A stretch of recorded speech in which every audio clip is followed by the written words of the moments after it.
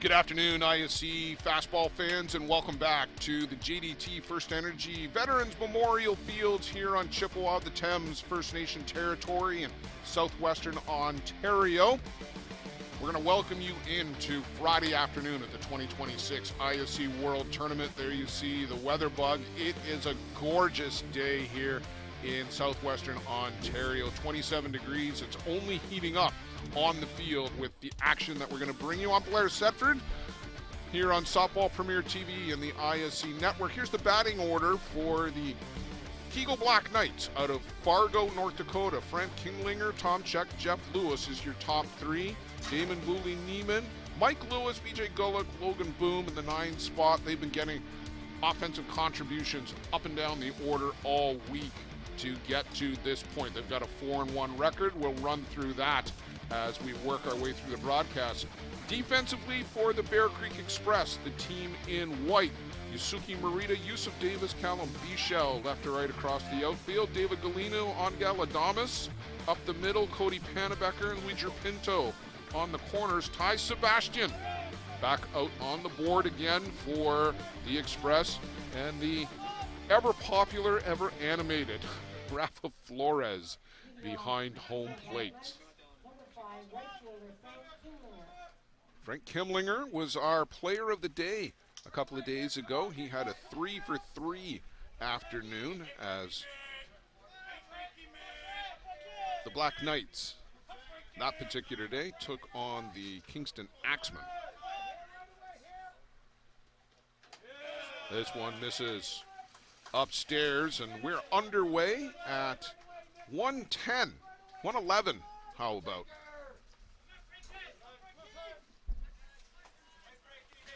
Sebastian has done the bulk of the pitching for Bear Creek here this week. Just misses off the outside corner.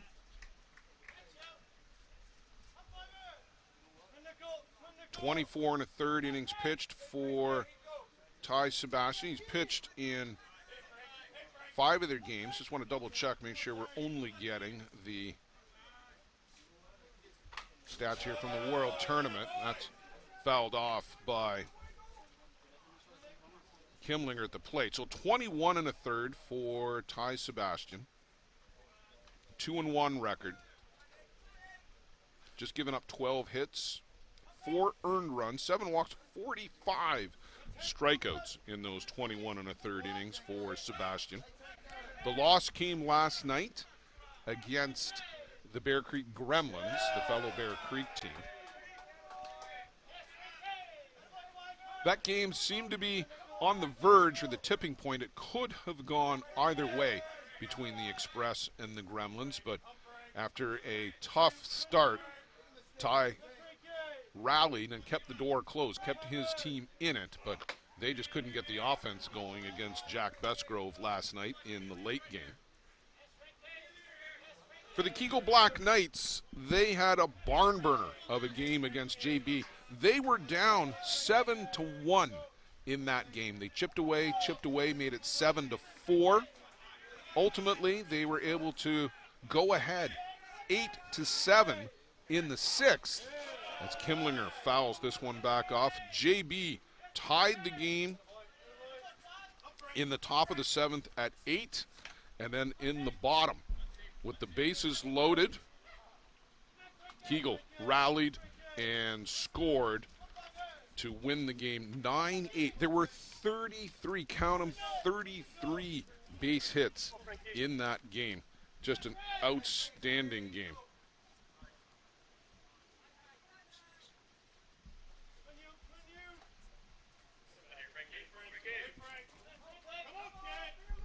So Kimlinger looking to be a leader here.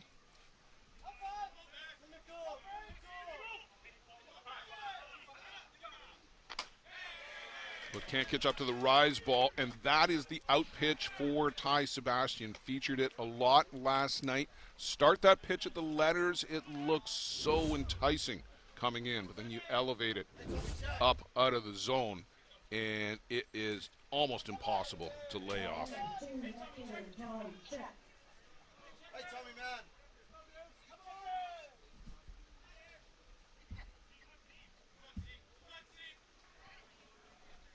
Tom Check. Tom batting .417 for the tournament. All his hits are singles. He's got 1 RBI, 7 runs scored, 3 walks. He's been very effective in this 2 spot in the order. We said yesterday in that game, when Tom Check gets aboard, the Kegel Knights tend to score.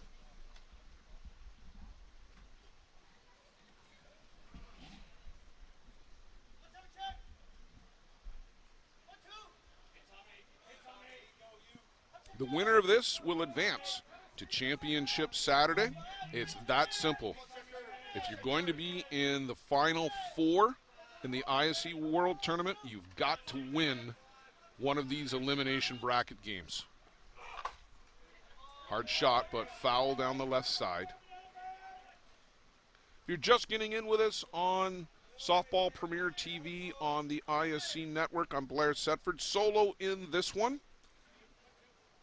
At the plate, the Kegel Black Knights from Fargo, North Dakota. On the field in the all-white uniforms with the burgundy trim, Bear Creek Express, one of the host teams here on Chippewa of the Thames First Nation. Check chases the rise ball up and out of the zone. We're going to say that one a lot with Ty Sebastian on the board here this afternoon. They're right back out, so a 1:11 start time. It was about 12:30 this morning when the Bear Creek Express got off the field.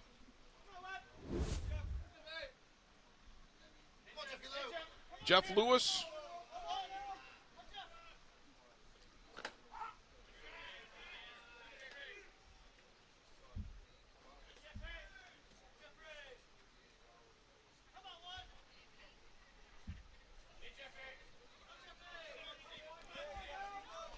Jeff, one of the leaders on this squad. The Lewis family has helped to keep this Kegel Black Knights team together in the Midwest for the last several years. Jeff, his brother Mike's father John, part of the leadership group with this team. They've done a great job with this squad this year in particular.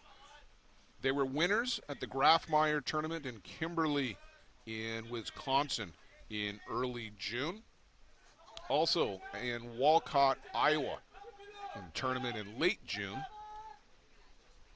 Back to Wisconsin in Bristol, Wisconsin. They won all their games there. They made it to the championship game, but with a delay and then travel considerations, Kegel unable to stick around for that championship game, but they were the class of the field there.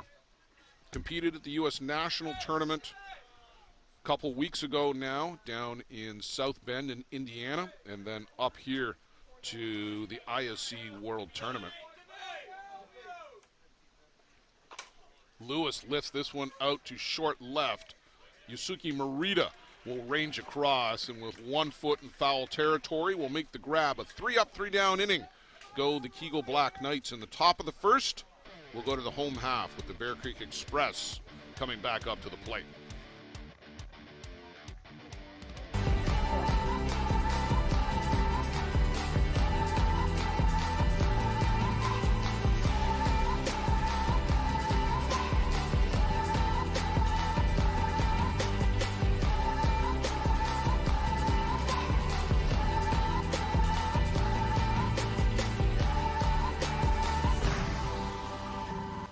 Dreamcatcher, inch by inch, we'll fight to make the lives of First Nations people in this community, this province, and on this continent better. I know we have a long way to go, but I'm proud to say as long as our people have a need, Dreamcatcher will be there for them.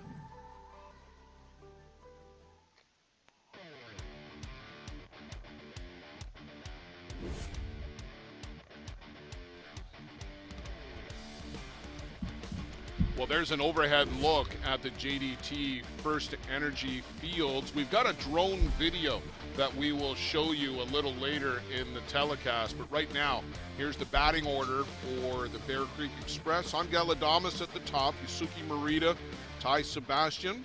Then Luigi Pinto, Rafa Flores, David Galino, Callum Bichelle, Cody Panabecker, Yusuf Davis Jr. in the 9 spot for the Bear Creek squad.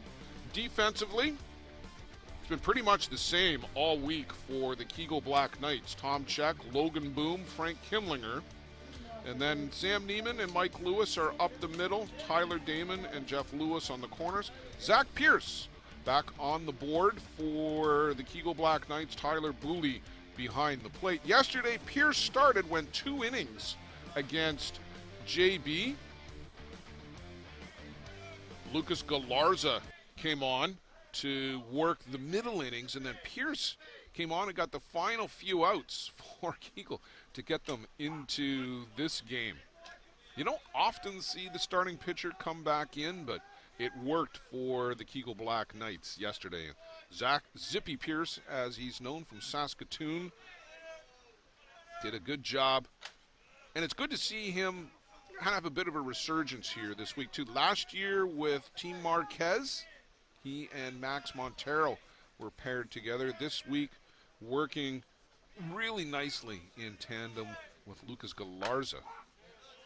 There's a strike to Adamas.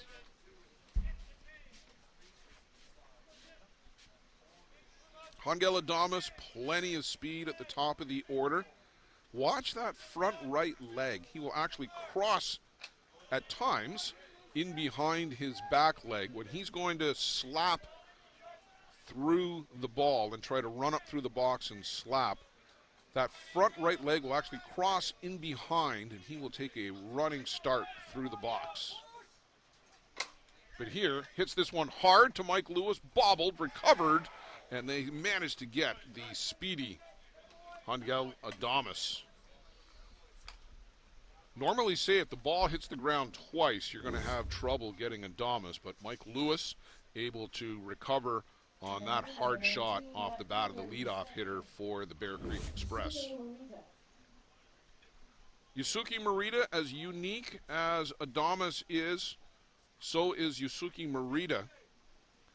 A real closed stance, bent over at the waist, at the knees, the left arm, kind of the chicken wing as Randy McLam called it, and he laces one out to right.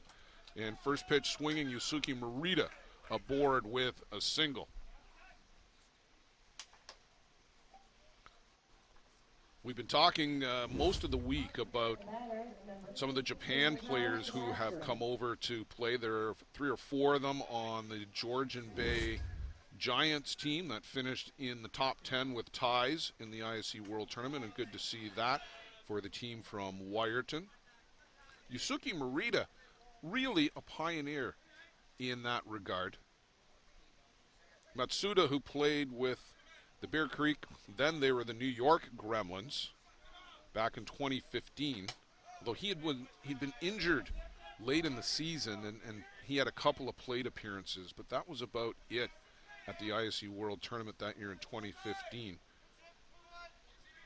But Yusuke Morita has been coming over to North America to play on his own.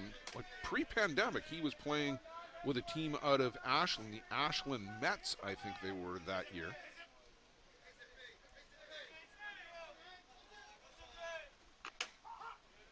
Ty Sebastian at the plate.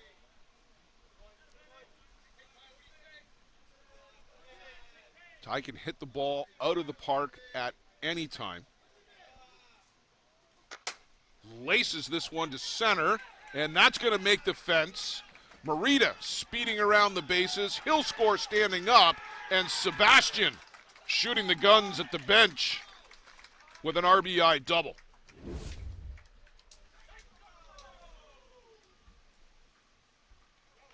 All the way to the fence, past Logan Boom. And Sebastian chatting with Mike Lewis out at second base. And nice to see a smile on the face of Ty Sebastian. He's got a lot of pressure on his shoulders, and at times I wonder if he's felt that a little bit here this week. Luigi Pinto, take you back a couple of nights ago in the late game that particular evening. And against the Toronto Batmen, the Batmen had jumped out to an early lead, and again, The team that got down early, they were able to chip away.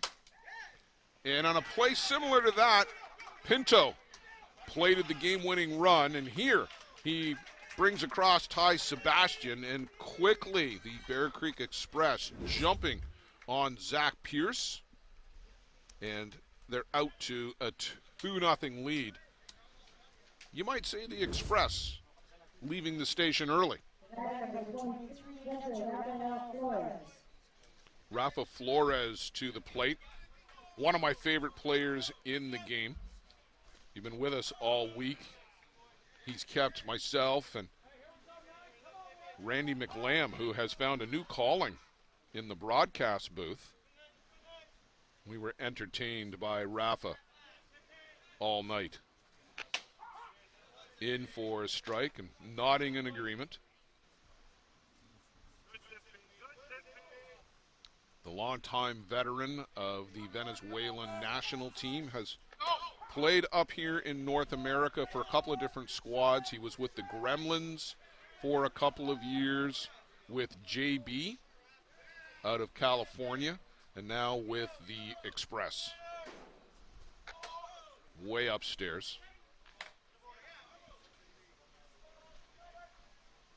If you're a fan of the game and you want to see pure elation, I'd invite you to go find the championship game video from last year's World Cup.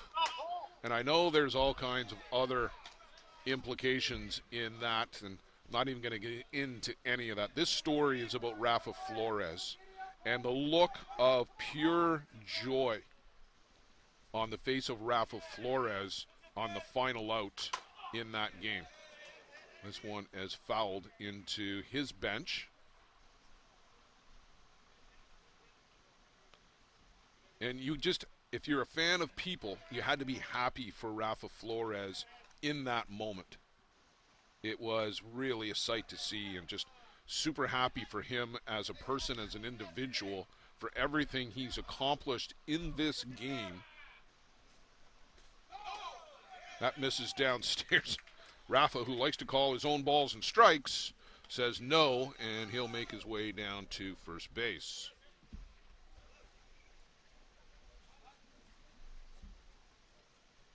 And they're going to go to a pinch runner for Flores right away. I mean, if you wait an out, he gets a free runner, but right away they go to Chase Konechny, the runner extraordinaire for Bear Creek.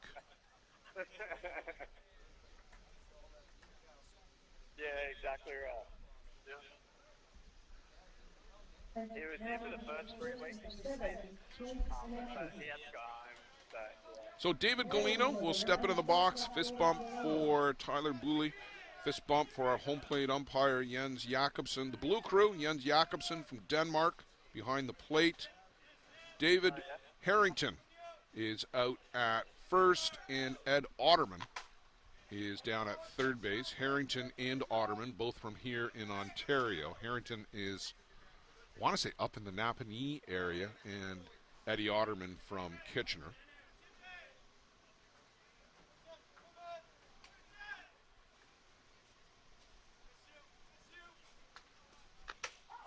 Change up from Pierce and in for a strike. Rise ball is primarily Pierce's main weapon. He'll work in the change. We saw that work for good effect as he came in back into the game yesterday against JB. Galino skies this one out to left. Tom Check will come in to make the catch.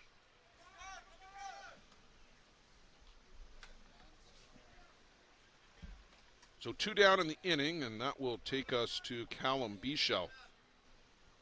Var Matiosian in the booth here the other night talked about the respect that he and the Gremlins organization have for Callum Bichel.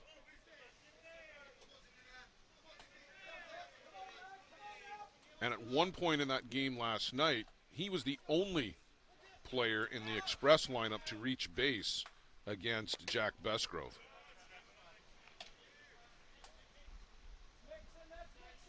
Seventh batter of the inning to appear for the Express. Marita singled, came around on the double by Sebastian, who in turn scored on the single by Luigi Pinto.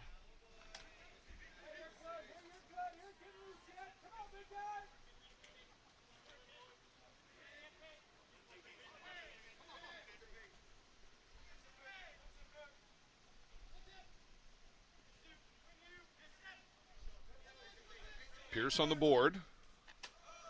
And just upstairs to Bichel.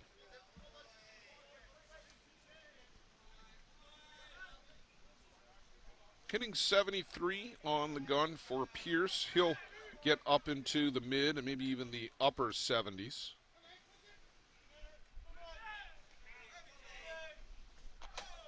That one misses downstairs, and we'll go to the 8th batter of the inning. And already 23, 24 pitches and counting for Zach Pierce here in the first.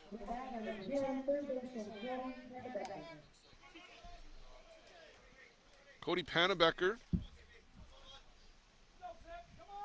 with the bases loaded and an opportunity to break out to a big lead here for Bear Creek. 2 runs already in.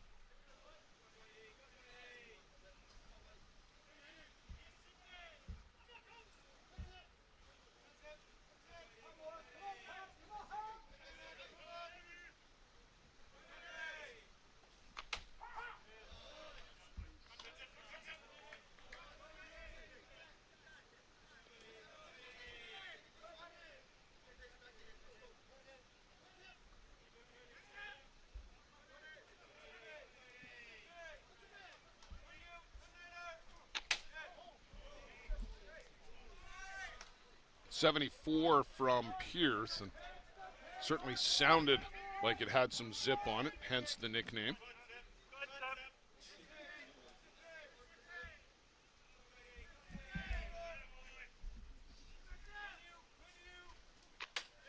And a swing and a miss. Down goes Pannebecker, but the Bear Creek Express score 2 here in the bottom of the first inning, and they'll take that lead out onto the field as we'll go to the top of the second. Early doors here in this elimination game. Who is going to make it to championship Saturday at the ISC World Tournament?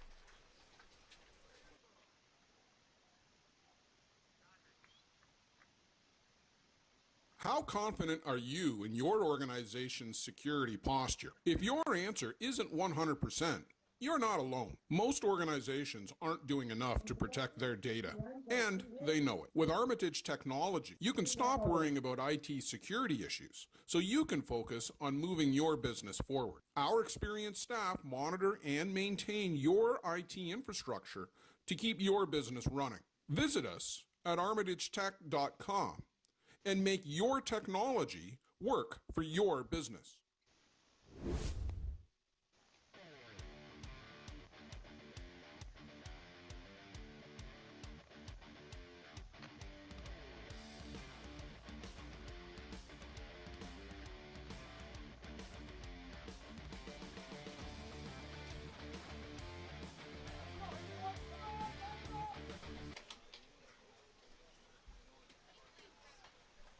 Tyler Damon, Tyler Booley, and Sam Neiman, 4, 5, and 6 for the Kegel Black Knights. We'll go to the top of the second inning.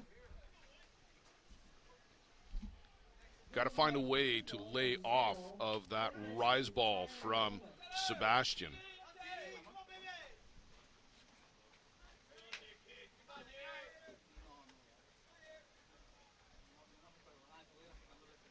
Damon's had a great week here, batting .500 for the tournament, 7 for 14.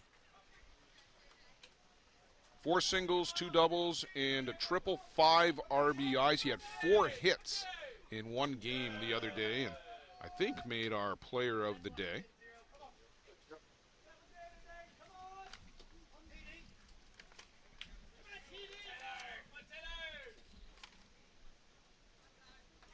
Just yesterday with the 4 hits, 4 for 4 with a walk in 5 plate appearances.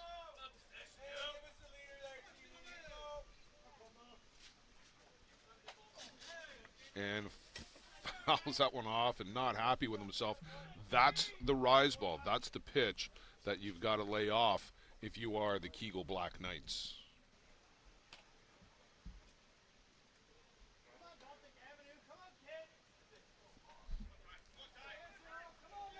Sebastian out on the board,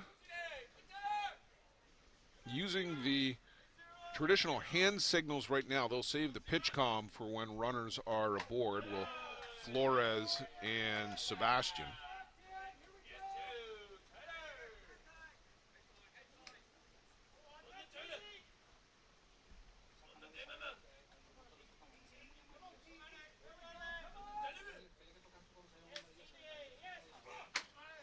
And that one in for a strike. So 2 balls, 2 strikes to Tyler Damon.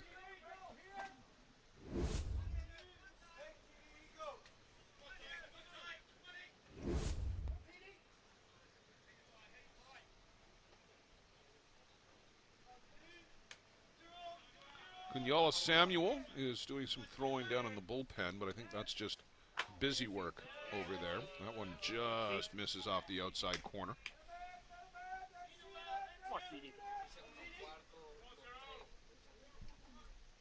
Samuel, a late addition to the team, as ruled out due to an apparent injury, was Carlos Parra.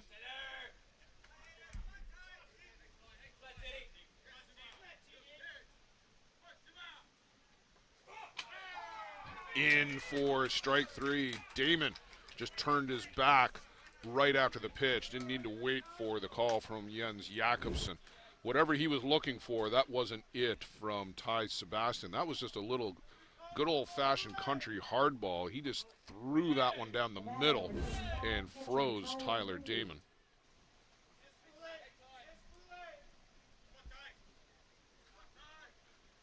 Tyler Boulay. And there's the changeup first pitch. Boulay batting .357. 5 for 14. He's also got 5 RBIs over the course of the tournament. Lays off the rise ball here. It's easier said than done. He got a lot of the gremlins last night with that pitch as well. I said the gremlins got 1 in the first and 1 in the third, and then Sebastian shut the door the rest of the way. And Chase is here.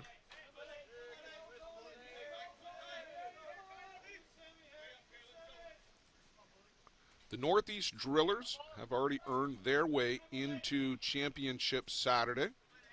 The winner of this will face the Drillers in the first game of the day tomorrow. Just high. Rafa Flores trying to work Jens Jakobsen for the call. Jakobsen is our WBSC Europe exchange umpire. Chatted with him. He was on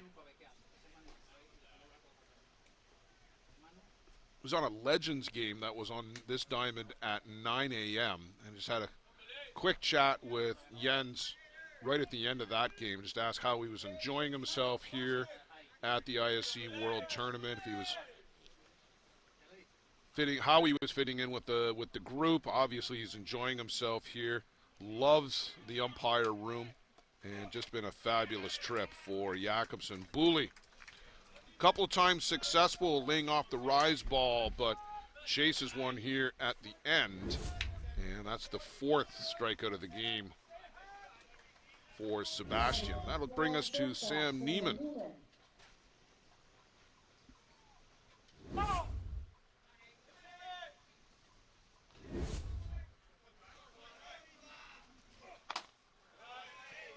Big cut, but comes up empty.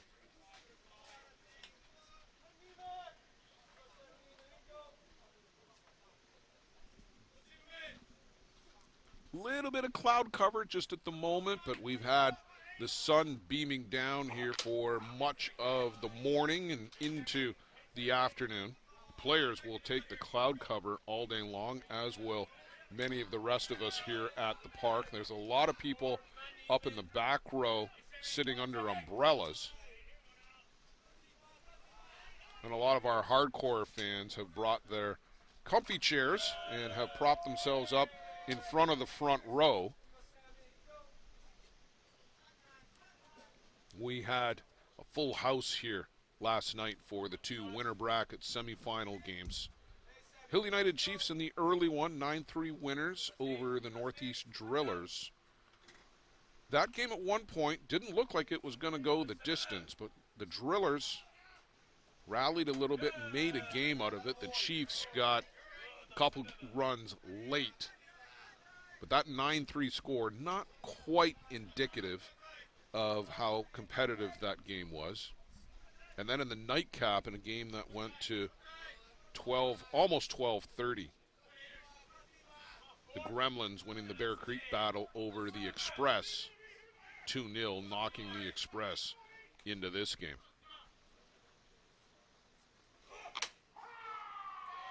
Called strike 3 on the outside corner. Sebastian strikes out the side here in the top of the second inning. 5 on the game for big number 8. We'll go to the home half. The Express looking to run that total up.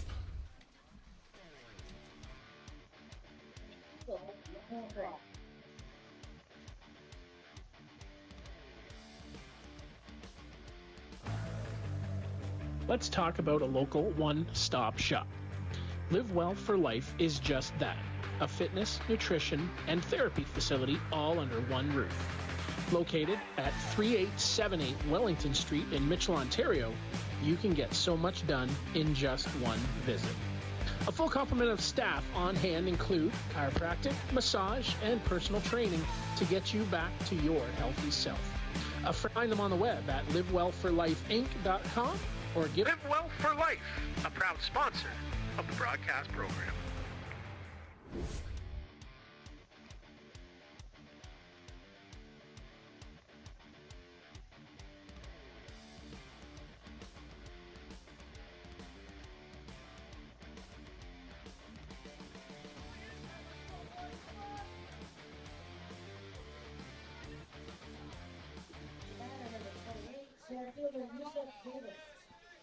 Yusuf Davis, 273 for Yusuf Davis, 3 for 11 on the tournament.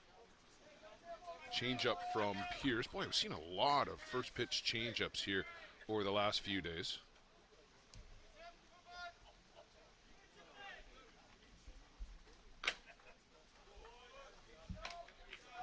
Coming up after this one, it'll be the ISC 2 championship game.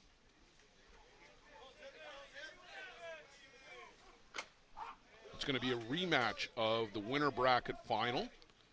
Pueblo Bandits will take on the Waterdown Hammer. Waterdown just won 7-4 over the Toronto U23 Batmen in extra innings.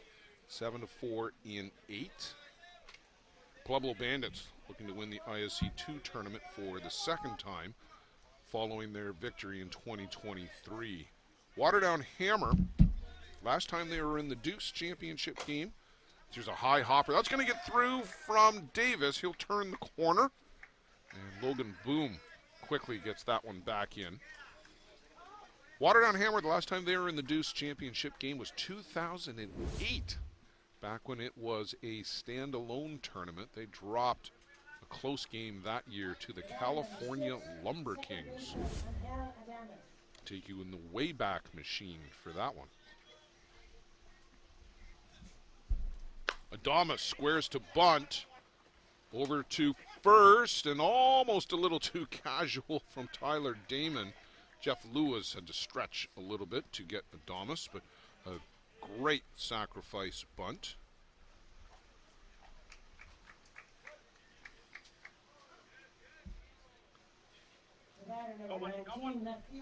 So Davis up into scoring position, and he runs just about as well as anybody in the tournament. Yusuke Morita lashed a single through the right side. He came around to score in the first on the RBI by Sebastian. only hung around for one pitch. And time by Marita at the plate as Pierce and Booley can't get on the same page. Booley is asking Jakobsen to identify where the back of the box is going to be because he feels Marita is outside of it. He immediately kicks over the line that was drawn for him, kind of digs in his own spot.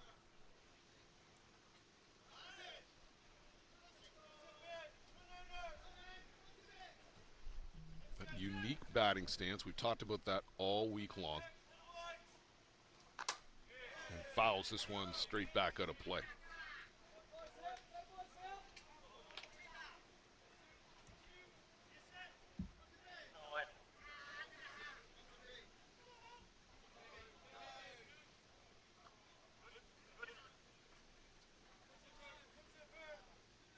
The Express trying to run the gauntlet and make it back to their third championship game in the last 4 years. They dropped the 23 championship game to the Gremlins and then lost last year to the Chiefs. When you come through the losers bracket, it is difficult. You can get on a roll. You can do it. It's been done. Gremlins in 23, Chiefs in 24. The two most recent teams to do it, but it is a gauntlet.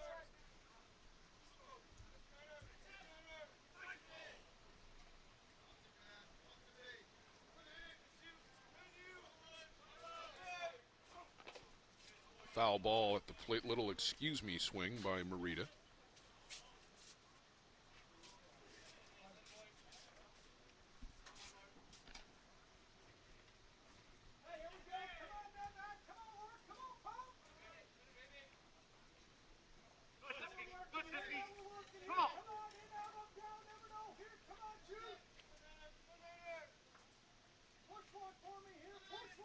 Yusuf Davis is out at second base, singled, sacrificed up there, and a great play here by Jeff Lewis to snag that one hopper off the bat of Marita. Davis over to third on the play, but now two out. Ty Sebastian to the plate. I think no sooner had I said that Ty Sebastian, plenty of pop in the bat when he drilled one to the fence. And an RBI double in the first, and already his second plate appearance here in the second inning. Can't get that one at the letters from Pierce.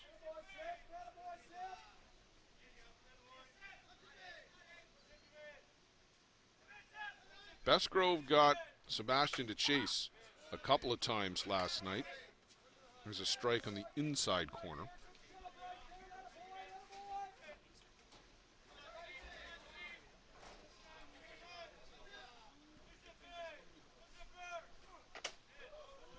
Holds back. It's a bit of a contortionist act from Sebastian trying to hold back the bat from going after that one.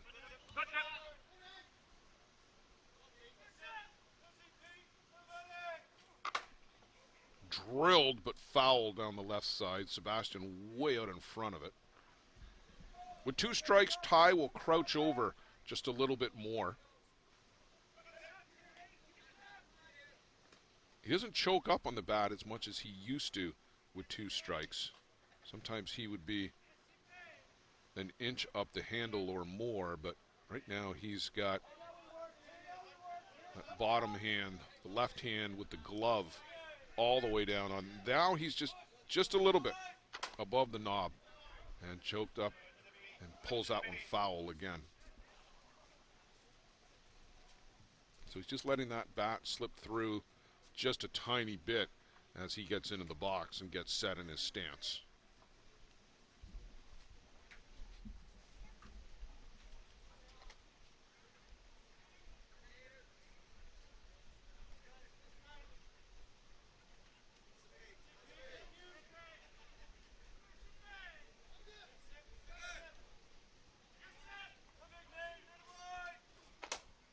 Chopped on the infield, comes way up on Sam Neiman. Holy cow, did he get a bounce, but he stuck with it and throws out Sebastian at first. The leadoff single by Davis advances as far as third, but no further. And a good inning for the Kegel Black Knights as they shut the door on the Express in the second. We'll come back to the top of the third. It's the Bear Creek Express. They're out in front by 2, but it's early doors here in this elimination round game.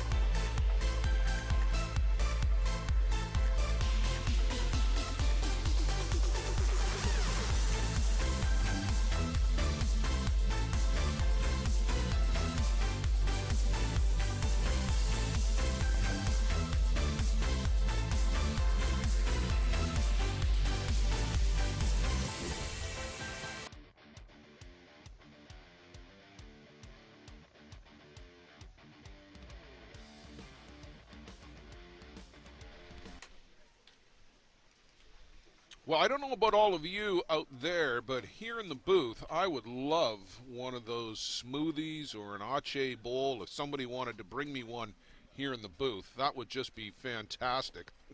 Make it 2, says BJ Golick. He's out on deck. I think he's looking for one, too. It is hot out there on the field. Mike Lewis to the dish for Kegel Black Knights. Mike's having an outstanding tournament.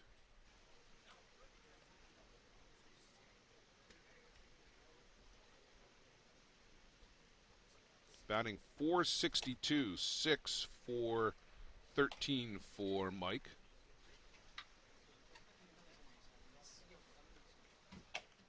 Does have 1 home run, scored 3 times, worked 3 walks as well, and played some terrific second base defense for the Kegel Black Knights here this week. But right now, 5 out of 6 outs for Ty Sebastian by way of strikeout. Leading off for Kegel, number 7, second baseman Lewis. Lewis, BJ Golick, and then Logan Boom in the 9 spot.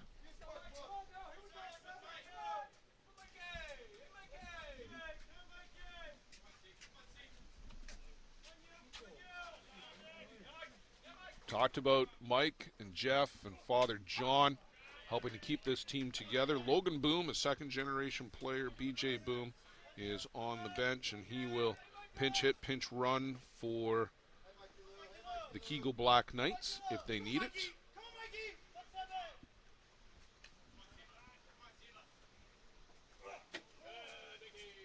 Down and in to Lewis.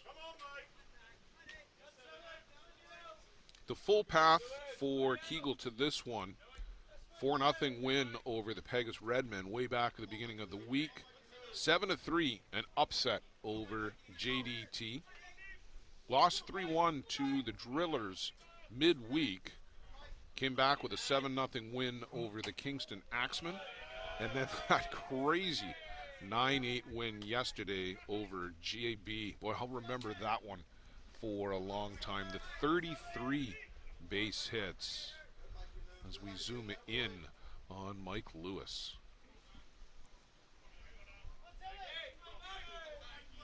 Breeze has picked up, at least here in the booth, a little bit, but doesn't look like it with the flags behind the grandstand.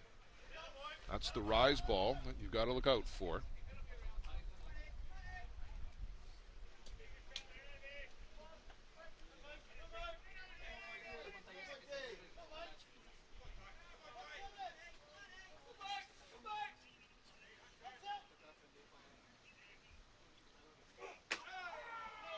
Called strike 3. Lewis felt that was inside, but Jakobsen has been pretty consistent there right now. It's 4 in a row for Sebastian. You can see where Flores was set up. He was set up on the outside corner, but he caught that right in the middle of his body.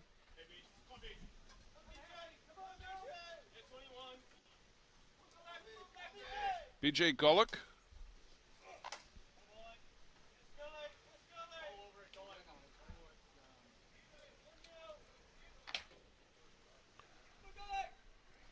Want to say hello to Michael Titheridge down in Australia. He's been with us all week. I don't know when you're sleeping, Mike, but maybe you're finding some time when it's off action hours. Not that there's been many of those either. Gullick, high hopper. That's a fair ball as it clips the line. And BJ Gullick just continues to beat out the base hits here. Up and over the head of Coney Pannebecker, comes down on the line, and a seeing eye single for BJ Gullick. Logan Boom to the plate. Logan, yesterday, 2 strikeouts in his first 2 at-bats, and I got to say, didn't look real competitive in either of them. Then he roars right back with a couple of RBI base hits later in the game. Outstanding effort from Logan Boom, the center fielder for JB. Finished the day 2 for 4, pair of singles, and a pair of RBIs. That's a good day for the 9 guy in the order. You would take that every day of the week. To the screen, Gullick's going to have to hurry. And Rafa Flores picked the ball up from the dirt and had the gun cocked and loaded, but didn't come up throwing. A rarity, actually, for Rafa Flores. We got both guys doing some landscaping. Boom was doing it in the left side batter's box. Flores went out to do it in the right side. They've gone to the pitch comm with the runner on second base. And a swing and a miss here by Boom. 79 from Sebastian. You see that come up in the middle of the score bug.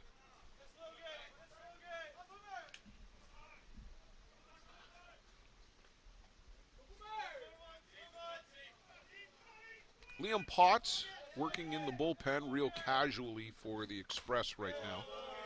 Boom fouls this off into the screen. When he was pressed, Potts came in the 3rd inning in the Toronto Batman game. Toronto had roared out to a 4-0 lead early, really early in that one, like in the 2nd inning. Sebastian was lifted, and Potts came in and threw his usual assortment of change-ups, drop balls, moved the ball around, spots it really well on both sides of the plate. Toronto really didn't move the ball all that much against Liam Potts. They would tie it late. Francisco Lombardo down to their final out. Toronto tied that game because the Express had come back and actually had taken the lead 6-5.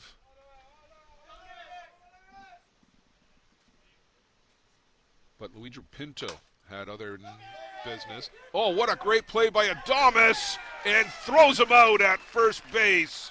The backhand play by Hangel Adames, virtually in behind the bag. Let's see how far over he is when he gets to this ball. Behind the bag, the jump throw, and oh, that's a close play over at first base.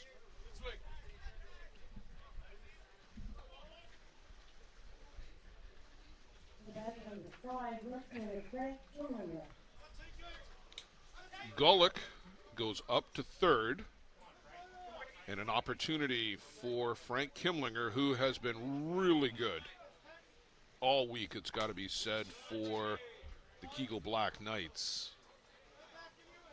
3:33.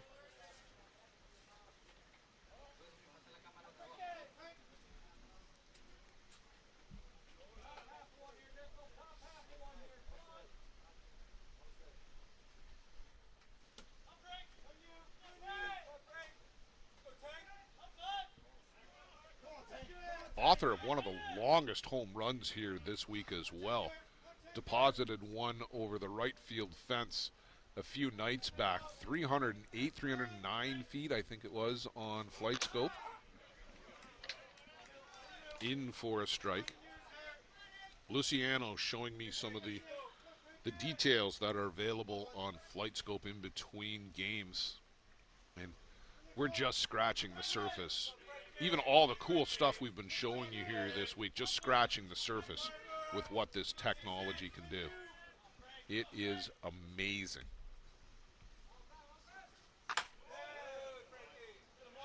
Upstairs.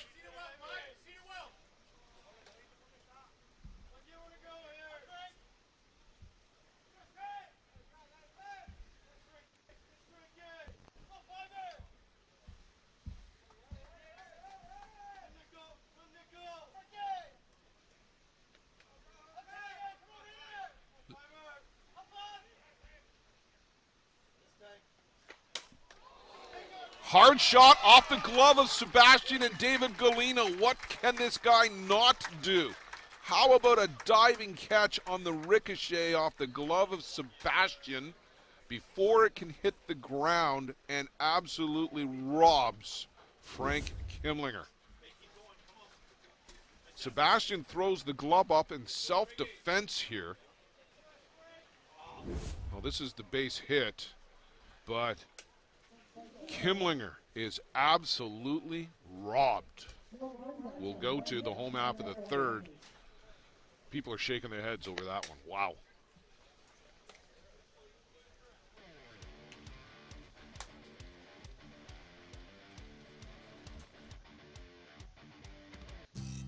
A metal roof lasts a lifetime.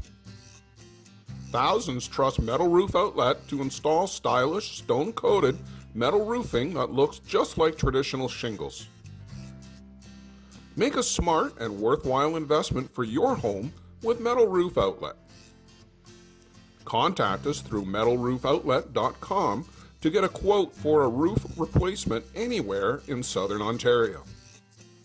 Because when you trust Metal Roof Outlet with your roof replacement, it may be the last time you ever replace your roof.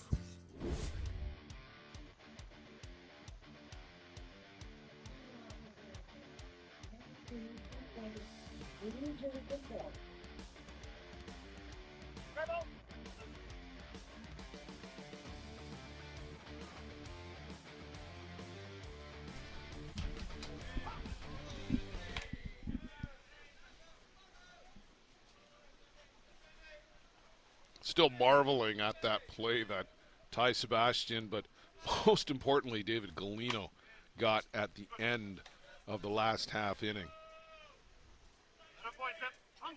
Galino diving, sprawling forward to get that just before it hit the ground, and Luigi Pinto knocks this one out to the gap. He's going to dig for two, and the head first slide in safely. Luigi Pinto still got the wheels. He made up his mind about 2 steps from first, made the turn. He's got the plate in front of him. Boom had to go get this in the gap. And just watch Luigi Pinto. We won't see it as he's running down the line, but you see Boom go over in the gap, turns to make the throw, and Pinto is sliding in head first with a double.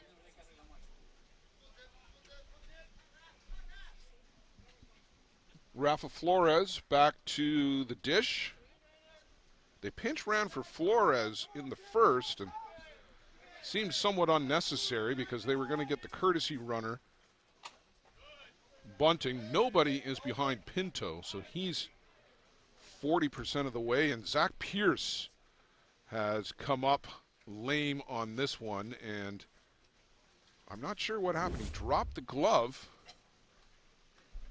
See if we can see it on the replay here, what happens with Pierce. Well, he loses his footing and maybe twisted an ankle a little bit there. He's a little ginger on that left ankle right now. Give him a warm-up toss or two. Yeah, he says it's okay. Gives a big thumbs up to home plate umpire Jens Jakobsen.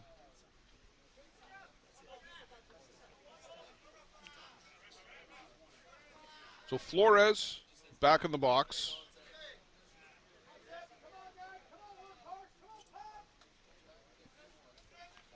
Pierce, long look in for the signs. Flores squares to bunt. This one gets by Booley, and Pinto will speed up to third base. Wild pitch and an extra 60 feet. Pierce did a great job to close the door in the second after the Express scored 2 in the top of the first, but the leadoff double and now up to third. And as my good friend Joe Todd likes to say, there's a lot of ways to score from third base with nobody out. Flores, and in behind first base Mike Lewis, will pull that one down a step out onto the grass. That's a big out.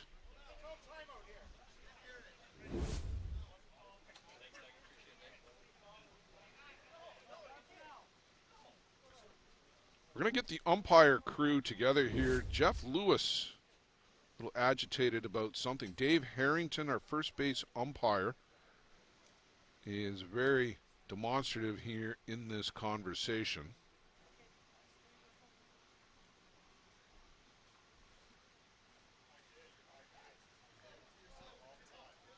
Dave is saying that he called time, presumably before the pitch. John Lewis is out to discuss with Harrington. If he says he called time, he called time. I don't know. I have no idea what the reason would have been for. But he's saying, I called time.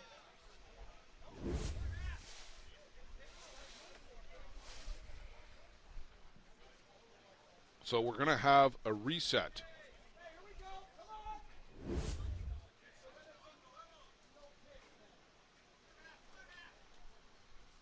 So there was no pitch on that play. Flores will go back to the box, and this seemingly is a break for the Bear Creek Express. They're taking it out off the board because time was called and the pitch, the play, never happened. This one goes downstairs to Flores.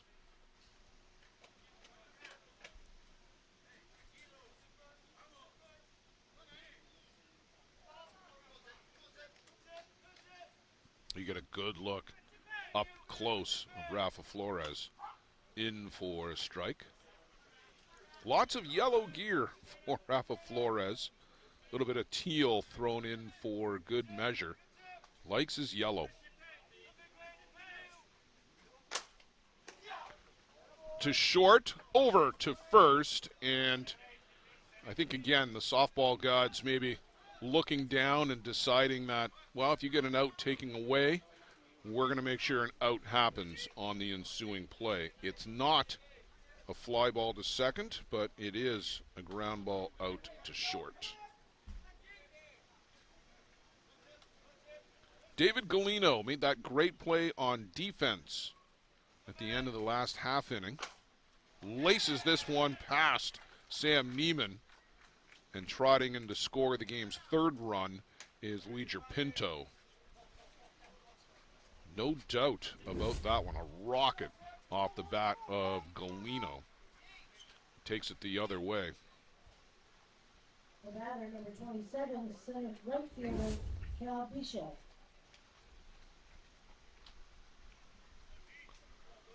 And very quickly, another pinch runner comes out. Kynan Molander. So going to the bench early is Paul Sebastian. Molander on Australia's U23 team, as was the Gremlins' Jack Bestgrove. They picked up a silver medal at the U23 World Cup. Callum Bichel, member of the Australian men's national team.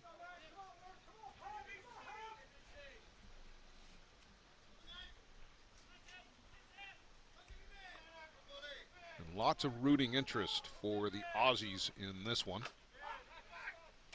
Throw down to first from Booley, and you'll see this a lot. Fresh guys into the game pinch running, especially younger players. Molander Fits into that U23 age group. The veteran catchers will want to test them to make sure they're alert. Up and in.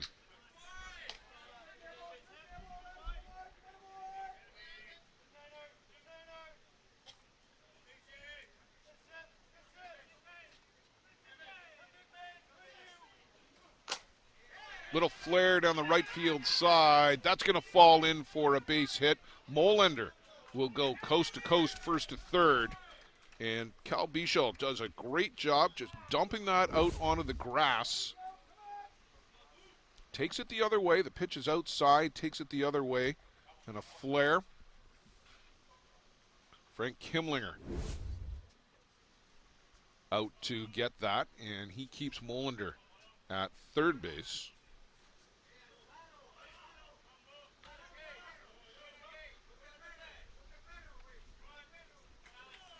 They're going to pinch hit here for Cody Panebeck. Boy, Paul Sebastian and the group going to the bench very early. Alan Salgado.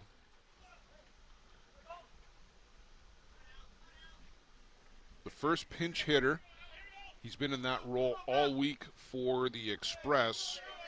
No sooner had I got the words, he's got lots of pop out of my mouth, than he hit it 300 feet the other night for the Express in the game against the Axemen.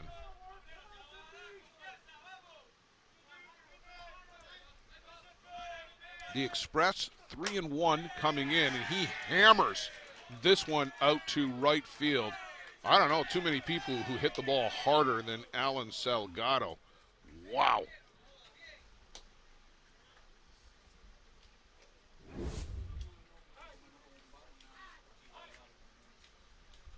So 2 more runs and counting for the Express here in the third inning. Luigi Pinto opened things up, and that draws the visit there from John Lewis. Molander easily in, running for Galino. And that will be it for Zach Pierce. We'll take a break, and we'll come back. And we'll see how Lucas Galarza can fare against the Bear Creek Express.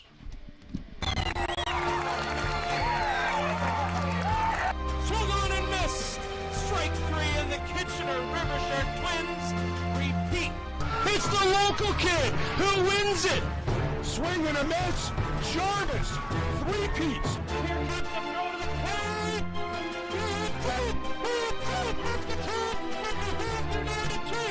Are the world champions. 2015 ISC Men's World Champions. Melbourne has hit the game-winning home run, and the Toronto Gators are world champions. Kegel is now on the first, and the United Chiefs.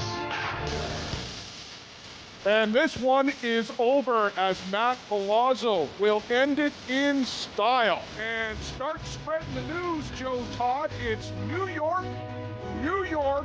ISC World Champions back-to-back. And this one is laced out to right. Way back, and it's caught. Eagle Carrillo catches it on the fence. The Hill United Chiefs are world champions. Called strike 3, your ISC World Champions, the Kitchener Hallman Twins. Trying to put it away is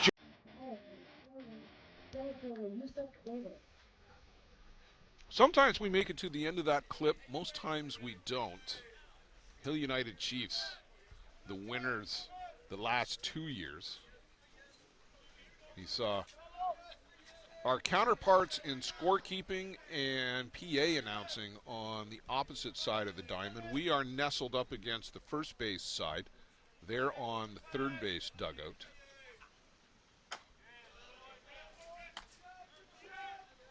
One down in the third inning. Lucas Galarza on in relief of Zach Pierce. This is early for Galarza, but worked for them yesterday. They got down early against JB. Galarza came on, was able to close the door, and then over the course of the game, the Black Knights chipped away, took the lead, surrendered it, but walked it off. We got another comeback in them today.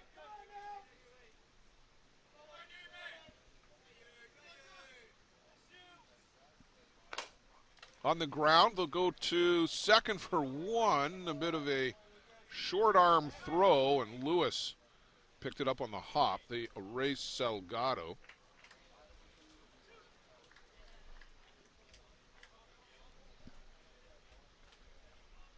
Davis at first on the fielder's choice. Cal Bichel works up to third on the play. Hongel Adamas, his third plate appearance. A ground out and a sacrifice bunt. Here's a little flare out to left. Tom Check will settle under that for the third out of the inning. Lucas Galarza comes on and slams the door shut with about 3 pitches. Gets 2 outs. But the Bear Creek Express scored 2 more. They'll take a 4-0 lead as we go to the top of the 4th inning, trying to punch their ticket to Championship Saturday. Peligro Sports provides the essentials needed to give your team an edge on the field. Our brand is rooted in creating a unique experience tailored to the specific needs of your team to ensure your performance is at the best level to execute plays. At Peligro Sports, we rally behind our athletes and understand their fight to take their game to a dangerous level. Visit our store at 2200 Amsterdam Avenue in New York City or see us online at peligrosportsnyc.com. Thanks to Jose and Peligro Sports for their support of the broadcast program. How confident are you in your organization's security posture? If your answer isn't 100%, you're not alone. Most organizations aren't doing enough to protect their data, and they know it. With Armitage Technology, you can stop worrying about IT security issues so you can focus on moving your business forward. Our experienced staff monitor and maintain your IT infrastructure to keep your business running. Visit us at armitagetech.com and make your technology work for your business.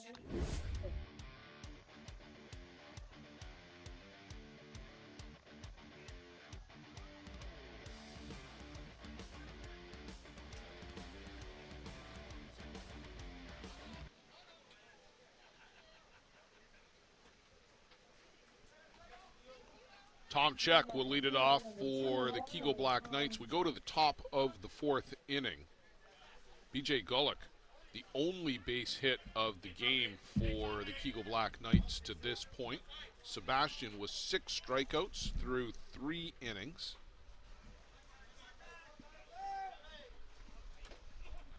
And just an excuse me check swing and foul ball. And that got Rafa Flores, who gets Tom Check laughing.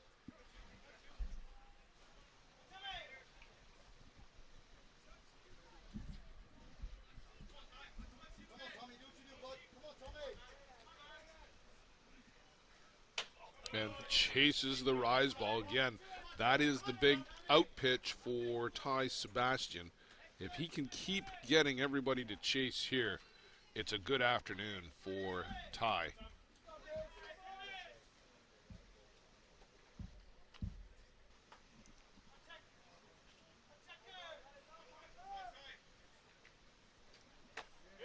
Able to lay off there.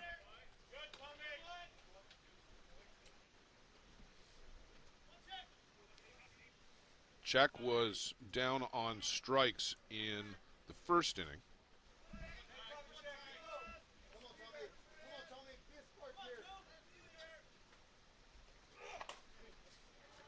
And trying to punch that over the head of Cody Pannebecker, but that's going to roll foul down the line.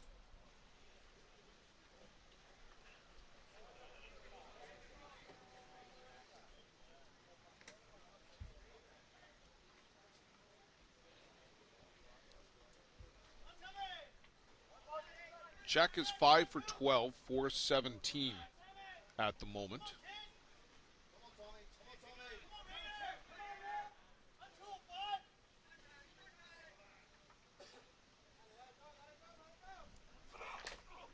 And that's chopped foul at the plate. And Flores, he wore that one again and kind of charged at Check just in jest. With Rafa Flores, you've got to take it all in jest. He is a prankster on and off the field.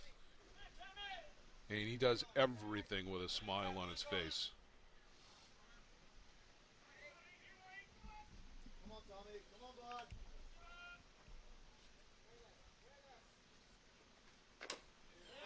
And chop foul this time, and Flores doesn't get hit with it.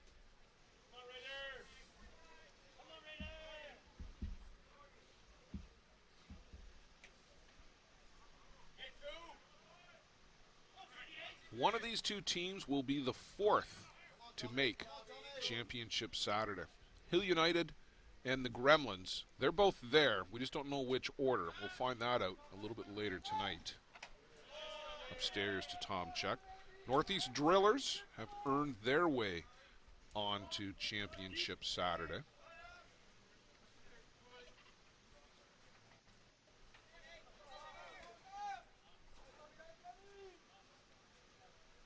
By rankings, the Express should be there, and they've taken a solid step in that direction with this 4-0 lead.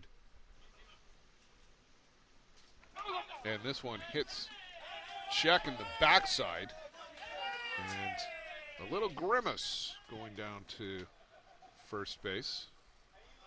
Could have got him just above the belt. Oh, between the belt and the elbow, yeah, that's going to sting.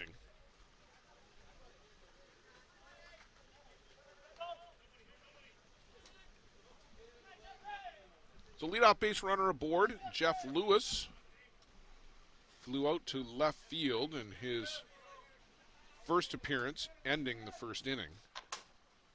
And a chopper on the infield, Galino a long way, the throw sails. And up to third, and now scoring as the ball is kind of bobbled around. And Lewis, he's down at first, and I'm blocked out from first a little bit. Let's just see what happens here at first base if we can. Galino sails the throw, and Lewis thinks about going and turns. And I don't know, did he twist something? Did he get tangled up? Oh, he got tangled up there.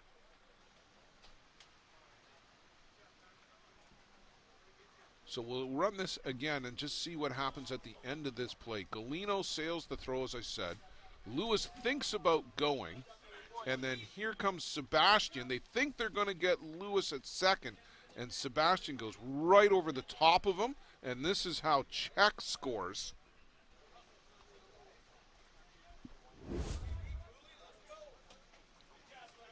Sebastian got dirty on the play, and he went over to the dugout to get a towel to clean up his pitching arm. Lewis seemingly no worse for wear, back on the white bag at first, but a run in for the Kegel Black Knights.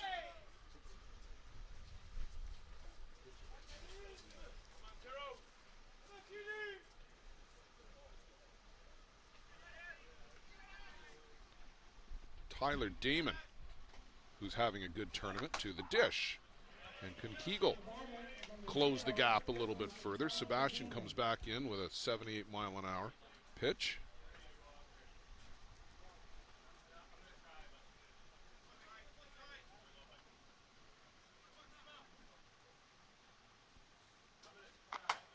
And that one misses upstairs. That's a good take by Tyler Damon.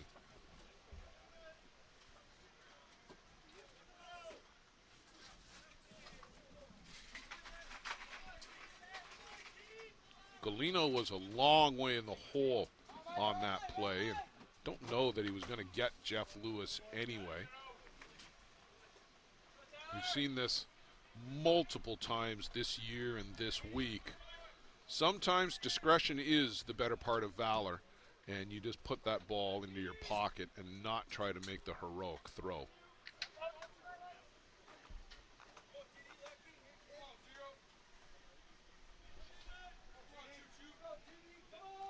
So Sebastian back on the board, Damon back in the box.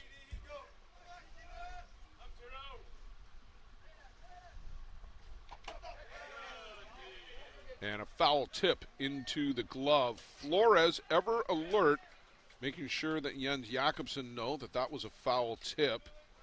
And he had it in the glove all along.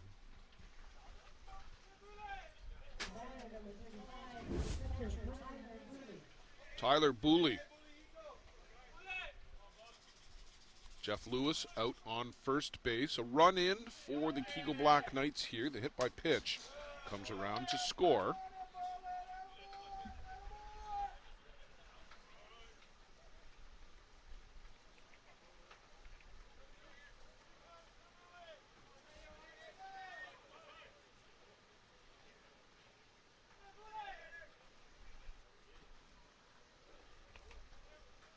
Sebastian looks. And the rise ball up and out of the zone.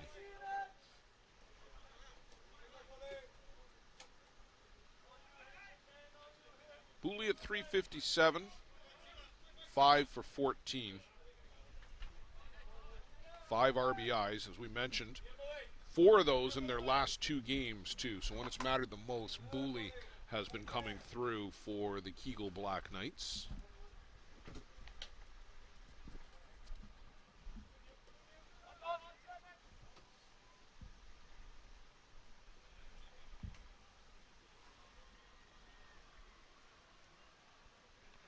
Sebastian gets a ball that he wants and retreat back to the circle.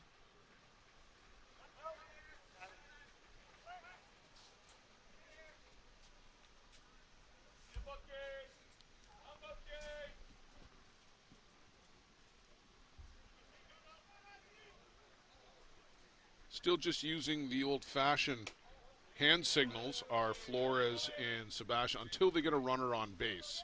Then they've gone to the pitch comm device. Sebastian's got the wristband on with signals.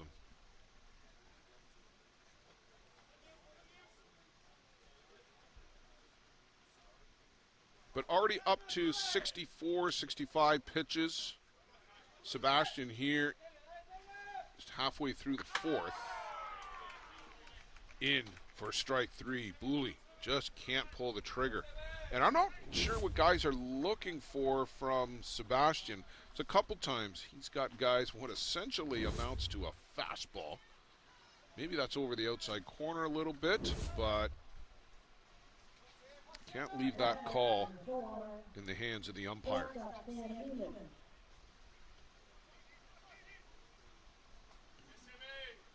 Neiman takes a strike on the inside corner.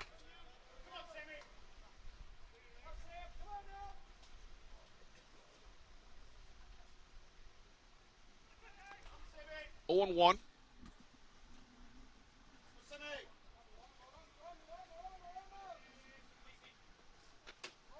And just off the outside corner.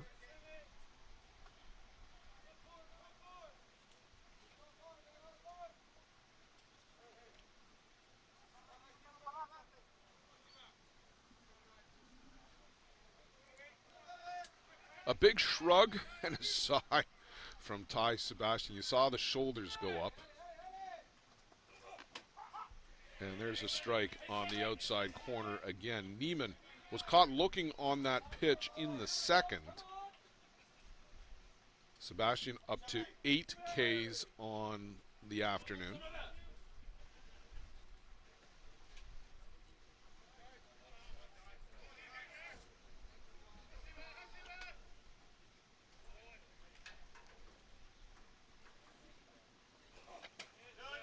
And not particularly close on that one. That's an easy take for Sam Neiman.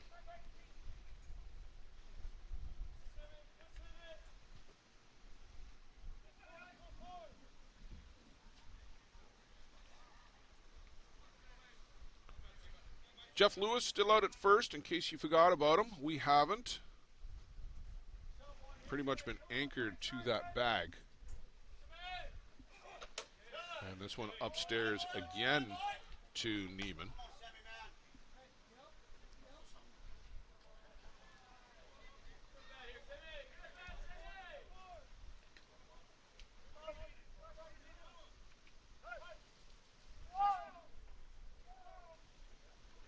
Flores reminding everybody that there are 2 out with the full count, that Jeff Lewis will be on the move.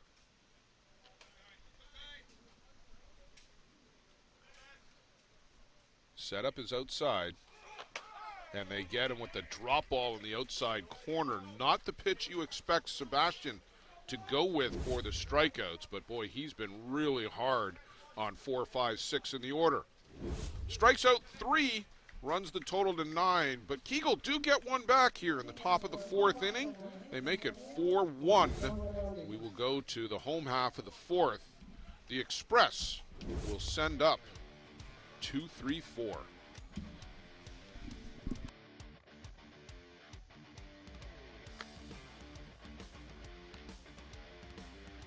Welcome to Mont Hill Golf and Country Club. With our beautiful 27-hole golf course open to the public, we work tirelessly to ensure your time with us is second to none. Well, here you'll be able to enjoy an incredible dining experience at our very own Big Pete's Steakhouse. Play some of the best courses in the world with our state-of-the-art golf simulators. Upgrade your gear with the top brands at our pro shop, or host a stunning wedding, event, or conference inside one of our beautiful ballrooms. Learn all this and more at monthill.ca. We can't wait to see you soon.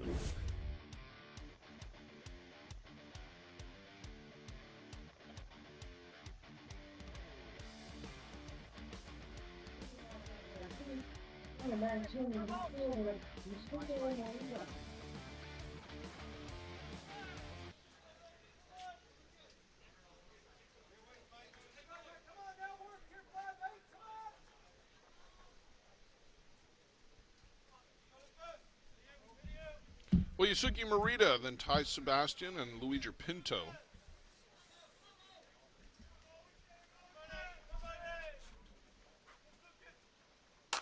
And laces this one foul down the right side. Boys, he geared up to go on these first pitches.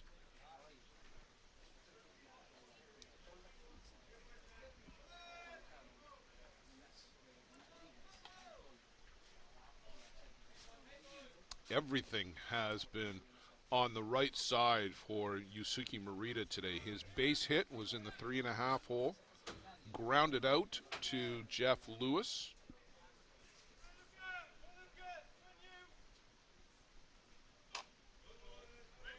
And misses upstairs to Galarza.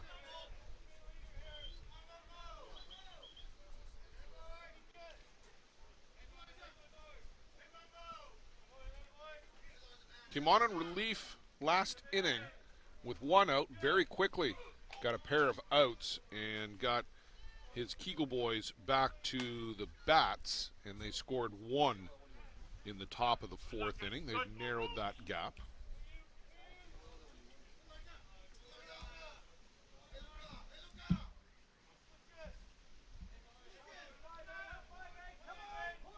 Up to 29 degrees here in Chippewa of the Thames. Short right on the run, and that's going to fall in. Morita will slide up into second base. Kimlinger couldn't get to that. Lewis couldn't get to it. And boy, you couldn't have gone out there and dropped it any more perfectly. And Yusuke Morita is aboard for the second time today. He's 2 for 3. Look at this. Just no chance for anybody to get there.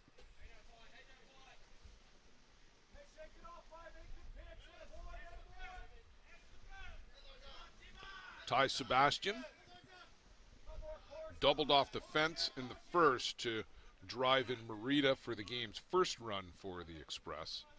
A long look for Galarza. They finally get on the same page, he and Booley.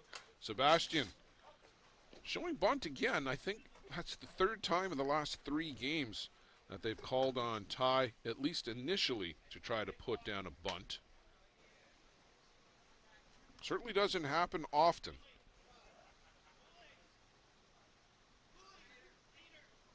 Ty sharing a bit of a chuckle with Jens Jakobsen. I wonder if that was the same. When was the last time you got asked to bunt? Good look at Ty there. And chases the rise ball. He's been susceptible to that a little bit here this week.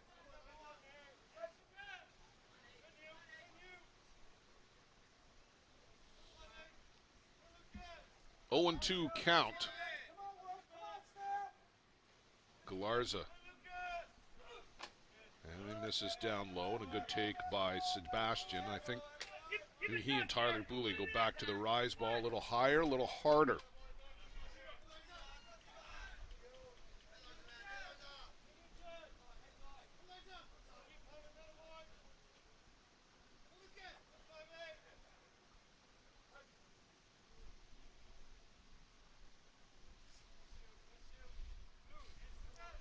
Just above your view, up in the stands, are the Toronto U23 Batmen. They will finish third in ISC 2. Coming up, it'll be the Pueblo Bandits and the Waterdown Hammer in the ISC 2 championship game. Sebastian gets the bat on it. Mike Lewis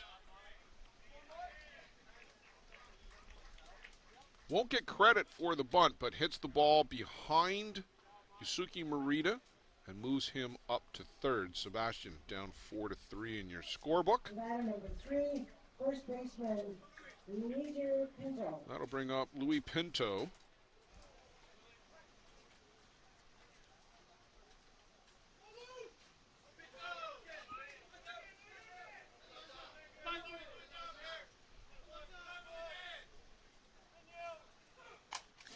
And a healthy cut from Pinto fouls that right to the screen. That rattles everything.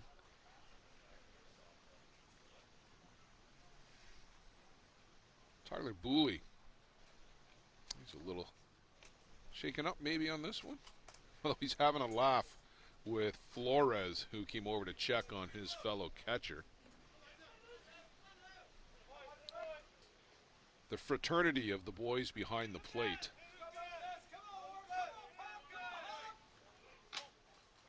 Just outside. I know that because I heard Pinto say nope.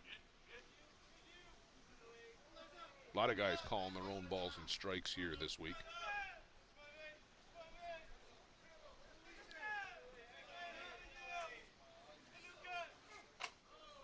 A good job by Tyler Booley to go get that one and make sure it didn't get to the screen. Yusuke Morita out at third. One down here in the top of the fourth, make it the bottom of the fourth.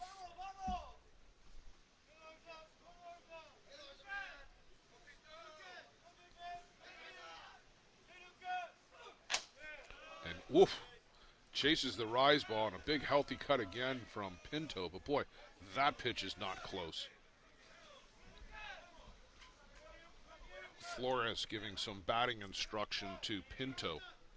Hit it that way, he said.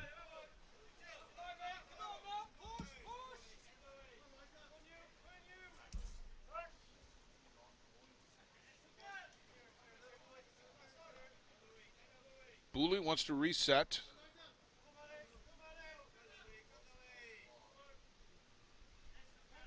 A nod from Galarza. And a boy, it's a good thing the shoes are tied up, as Jim Flanagan used to say, because he'd have come out of them on that swing. Luigi Pinto leaving nothing in the tank.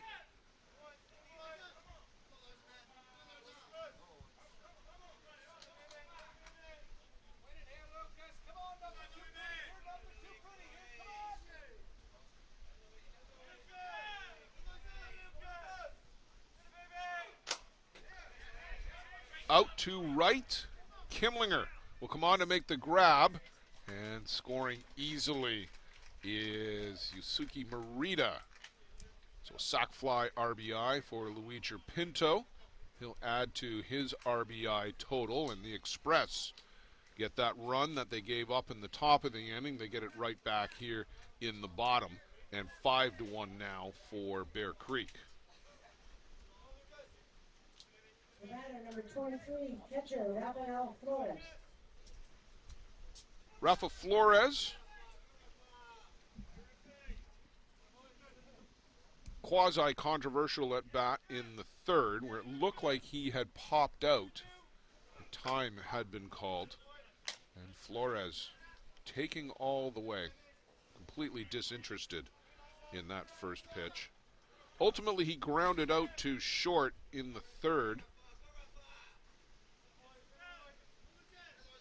worked a walk and was pinch run for in the first. This one way upstairs. So 1 ball, 1 strike to to Flores.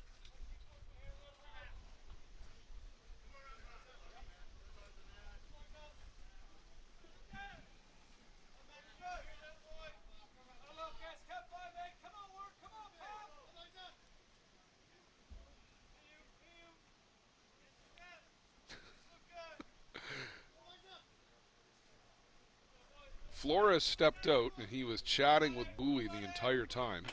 And a big cut here. So 1 ball, 2 strikes as he gets back into the box.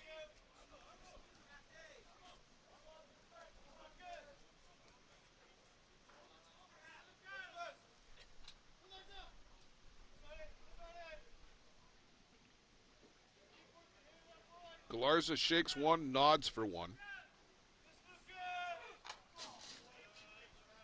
And a foul ball again to the screen. Slowing down the pace a little bit here in the bottom of the 4th inning. Galarza having to work through this hard-hitting Express lineup.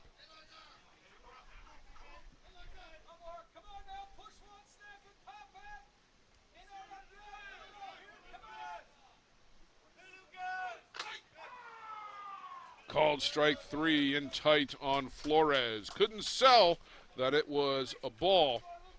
Called out on the strike here. Here's the pitch. Yeah, not that tight. That is strike 3 on Flores. Express score 1 here in the 4th as Yusuke Morita doubles and comes around on the sac fly by Luigi Pinto. 5-1. Bear Creek through 4 complete. We'll go to the top of the 5th. Need to see if the Black Knights can solve Ty Sebastian.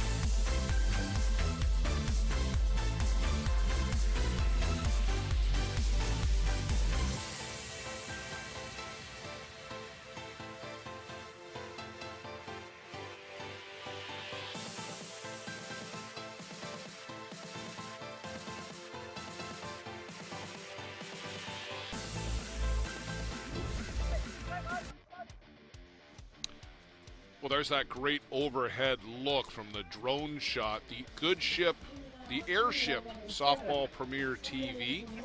We're on the back diamond, the one on the left of your screen. That is Diamond 1 here at the JDT First Energy Veterans Memorial Fields. We are right up against the first base dugout, right in between the stands and the dugout.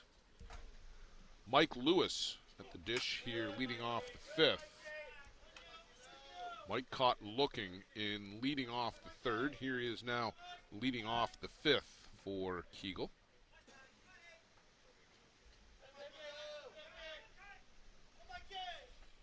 Sebastian, 9 strikeouts through 4 innings. Just the lone run. That was a hit by pitch that came around to score.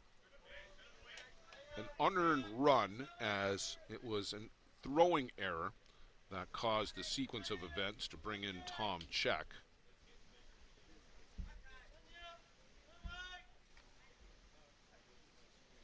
Want to say good afternoon to good friend Randy Frame. Still on vacation out in Nova Scotia. Not supposed to be watching the ball games, but I'm sure he's sneaking in for a view at every opportunity.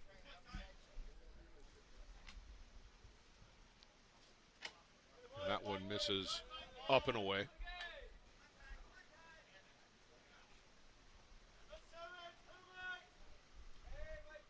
Falling behind Mike Lewis Sebastian's going to adjust the shoes and the pants.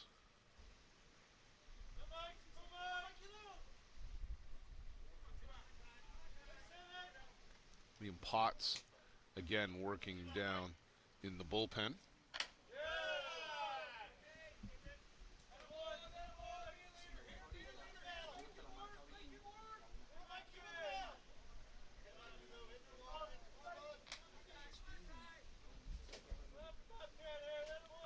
Lewis trying to get aboard and set the table for Kegel. Early starting to get late for the team from Fargo, North Dakota. And Adames bobbles it. I was about to say right back up the middle for a base hit, but Adames got a glove on it, but that was it. And that would have been an extraordinary play to get Mike Lewis. We'll see it here. 3-4 steps over, tried to backhand it, just didn't work. I'm going base hit. We'll see what the game changer folks say officially.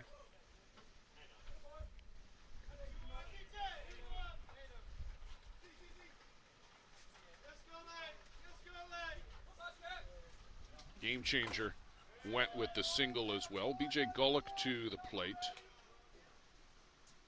That's just the second hit of the ball game. BJ Gullick had the first hit back in the third inning.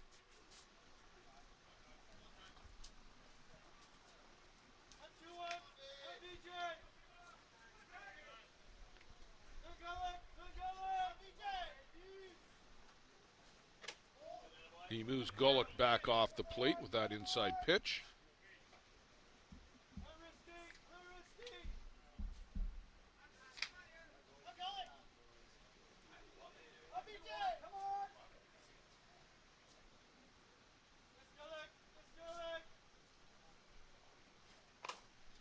He tries to chop this one foul just on the left side of the line, foul down that third base side.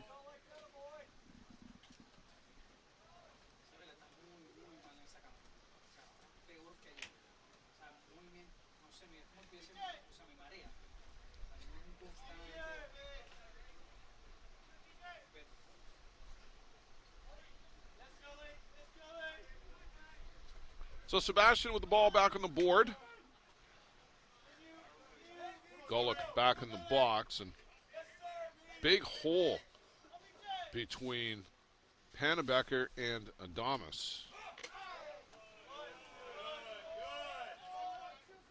Just misses on that inside corner.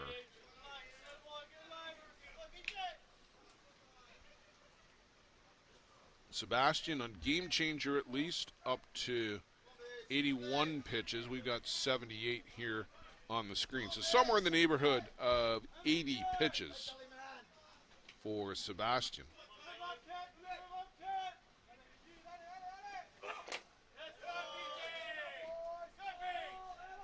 Gullick fouls that one off at the plate and making Sebastian work.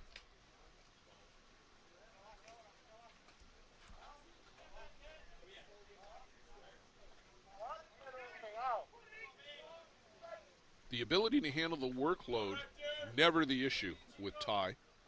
We saw it last year on Championship Saturday. Popped up in the infield. Galino will make the grab for the first out of the inning. Logan Boom grounded out to Adames in the third for the final, well, not the final, but for the second out of the inning.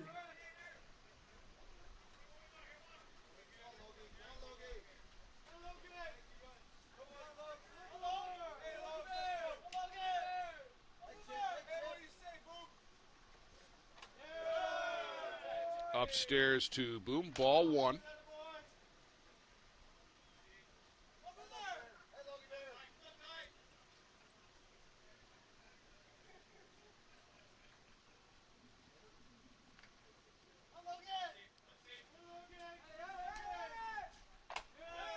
And ball two, as he looks at this one up high as well. So good hitters count here for Logan Boom. Sebastian, for the most part, has come back with the drop ball in this situation. We've seen the change only sparingly here this afternoon.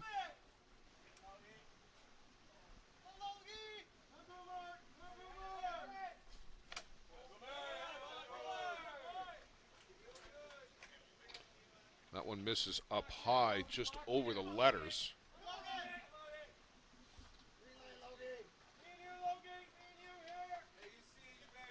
There's the big sigh again from Sebastian out on the board. And right over that inside corner for a strike.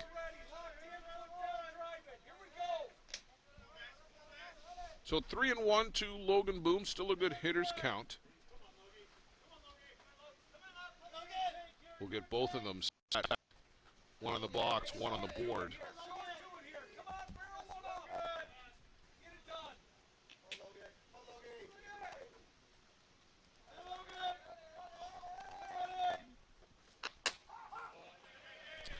Thought he had worked a walk, but Jens Jakobsen is going to reel him back.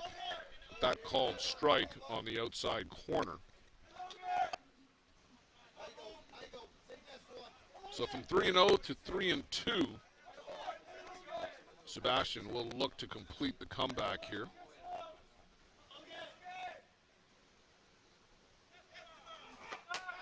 And he does just that. He gets him swinging over top of an outside drop.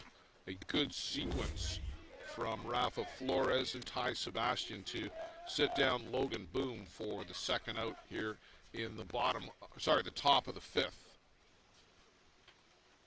But that's also going to draw a visit from Paul Sebastian. It's Ty's dad. Liam Potts. He's down in the bullpen. Ty's worked twice through the order.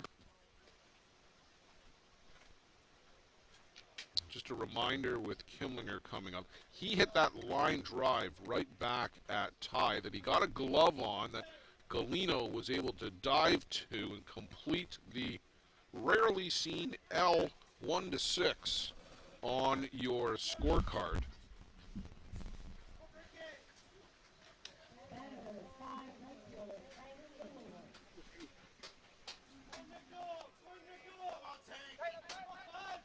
Frank getting a look with Team USA. He's got all the tools to be on that USA squad.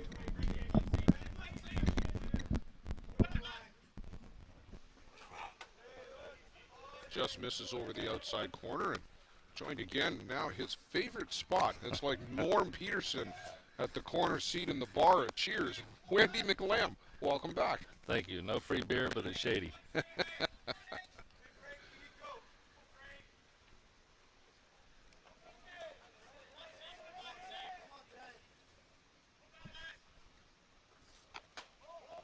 Just off the outside corner, Sebastian, a little head tilt. Thought he might get that call.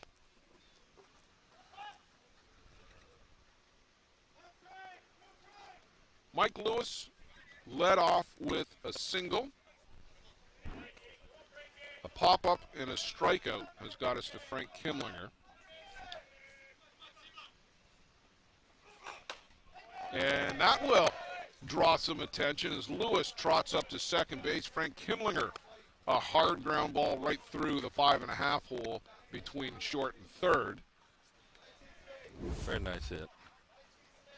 Potts throwing with a little bit more urgency, I would say. He watches pretty much every pitch that Sebastian throws and then throws a couple in between in his warm-ups. But here's the second visit now in the inning by Paul Sebastian, and I'm thinking that that's going to be it for Ty. Oh, it is, and Ty's not happy about it. He is not happy at all. Third time through the order, and he's going to stomp off, and here comes Liam Potts. He is not happy. No, he just dropped the PitchCom device on the bag. Liam Potts will put that on. We will take a break, and we'll be back after Liam Potts finishes his warm-up pitches.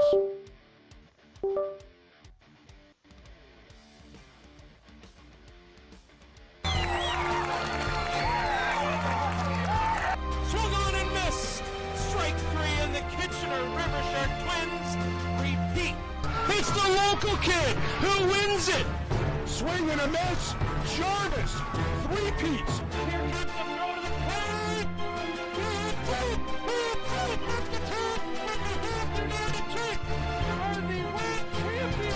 2015 ISC Men's World Champions. Shane Bowen has hit the game-winning home run, and the Toronto Gators are world champions. Finally, it's out on the first, and the United Chiefs. And this one is over as Matt Palazzo will end it in style. And start spreading the news, Joe Todd. It's New York, ISC World Champions back-to-back. And this one is laced out to right. Way back. And it's caught. Eagle Carrillo catches it at the fence. The Hill United Chiefs are world champions. Called strike three, your ISC World Champions, the Kitchener-Hallman Twins. Trying to put it away is Jack Bettsgrove. The New York Gremlins are world champions. High in the air, Fiafazo comes to get it, and the Chiefs are back to the top of the mountain. That is a chance. My goodness. This game is over.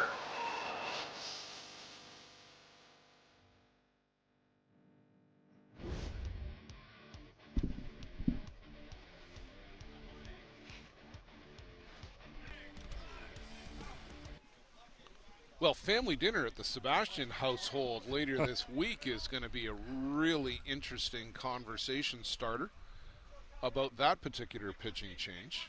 He was not happy. He did not want to come out, and he knew as soon as he saw his manager coming over the line, what that meant, and that meant he was coming out of the game. He was not happy, which is... I don't know too many pitchers who are happy about coming out of games. Ty's taken a spot on the trainer's table. He's just sitting upright, staring out onto the field. Liam Potts, the lefty from New Zealand, out onto the board. He's thrown about a game and a half, it feels like, in the bullpen. He's been up, down, up, down. He definitely should be loose. No doubt about that. I'm surprised he even needed, what is it, the 5 warm-up pitches you got when you come in? I'm surprised he even needed those.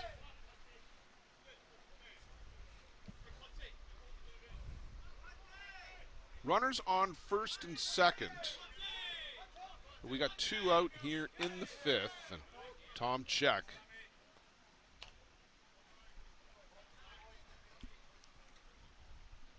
Yeah, and going back to Ty, I mean, that he had 2 outs. Yeah, he had 2 runners on base, but I'm a little surprised he didn't let him work out the inning myself. Yeah, you would think, with a 5-1 lead, and it's not like they've hit him hard. They've had 2 singles here this inning. Potts stumbled, I think, a little bit with out there in the landing area, doing a little bit of landscape. It's getting a little dusty. Could actually use a little bit of that rain we had the other day. We don't need a delay. We just need to water the diamond. Well, pitchers are different creatures. Very much so. Anytime the ball doesn't go exactly where they think it should go, it was the glove's fault, the dirt's fault, somebody else's fault. The catcher, umpire's fault. Yep, I was just about to say that. More times than not, it's umpire's fault. Yes, that is very true. So Ty will go the 4 2/3. Both those runners on base belong to him. Finish up with 10 strikeouts.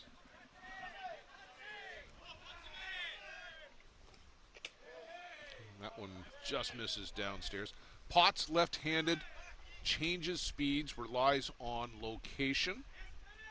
He's not going to blow the ball by you with pace, but he is sneaky fast in the sense that if you see 2 or 3 change-ups, he can come in with the drop and get it by you. Yes.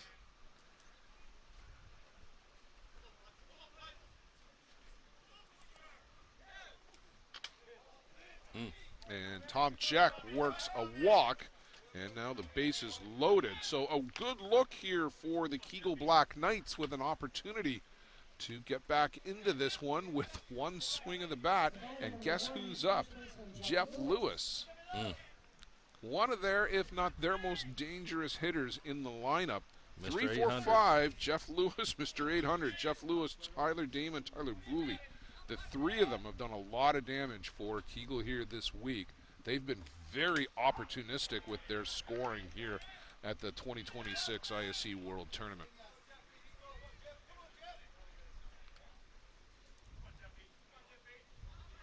That's a real good at bat by Tom Check to work Liam Potts for a walk. Not chasing.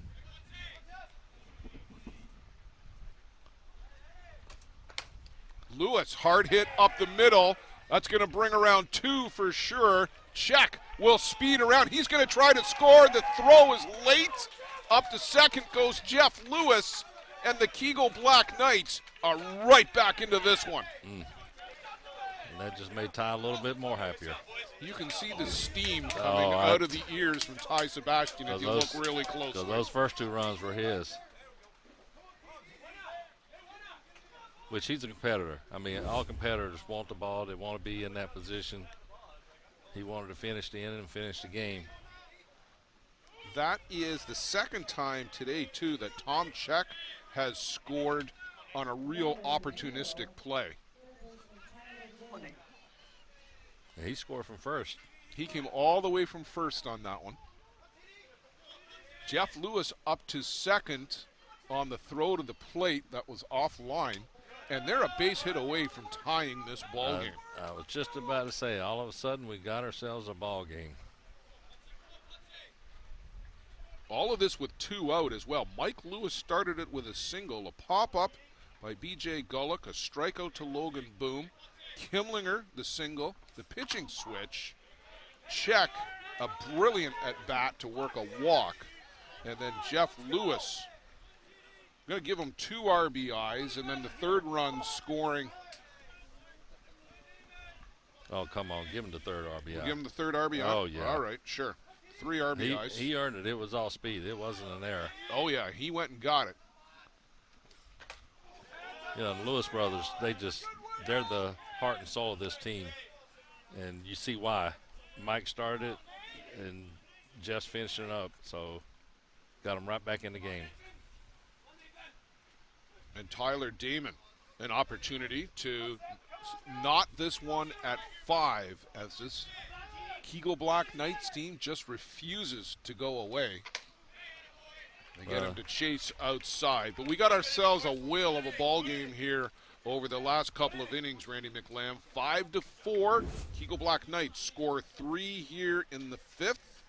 And, boy, this Express team has got to be wondering.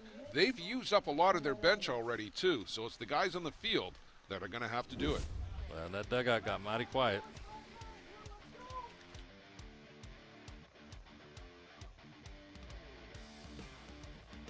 Welcome to Monthill Golf and Country Club. With our beautiful 27-hole golf course open to the public, we work tirelessly to ensure your time with us is second to none. Well, here you'll be able to enjoy an incredible dining experience at our very own Big Pete's Steakhouse. Play some of the best courses in the world with our state-of-the-art golf simulators.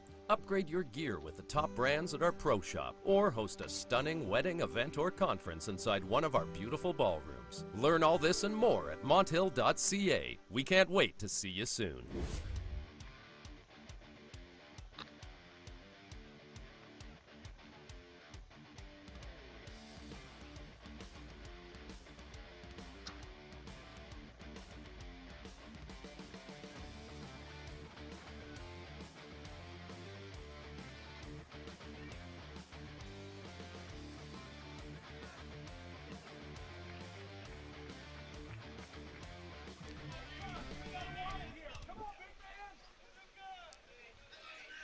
Well, David Galino, Callum Bichel, Cody Panabecker, and boy, there's some work to do now for this Express team. And Randy, they've used up a lot of their bench already too. Konechny was running in the first, Molander in the third, Salgado's already pinch hit.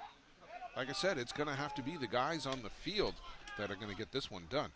They've definitely worked themselves into a hole right here. I mean, they still got the lead. Just about to say, they still got a 1-run lead, but all the they're momentum. barely clinging to it. Yeah, all the momentum over here with the Kegel Black Knights. And Galarza has done a good job since coming in. Gave up the run last inning as Yusuke Morita doubled, and a sac fly by Pinto to move him into the plate to score. But if he can keep the door shut the rest of the way, this Kegel Black Knights team, boy, they are scrappy. But David Galino gets into this one, and that is a mile out of the park. A straightaway center field, and Galino gets some of that momentum right back for the Bear Creek Express. What a shot from Galino. And look who's running out with the jacket. Ty Sebastian greets him at home plate with the home run jacket. All the Bear Creek teams have had one of these added to their repertoire. Nick Mullins hit a home run the other night and kind of begged off on the jacket, but Galino embracing that one there. You see it clearing the center field fence off the bat of Galino. Well, I was just about to say before that home run that Kegel got that run, and then they immediately answered back with another run. I was going to see what they're going to do now. Well, they're trying to answer right back. Yeah, they did that in the 4th, and now here in the 5th, the same. So they've given themselves a little bit of breathing room. It's 6-4 now, and Callum Bichel at the plate.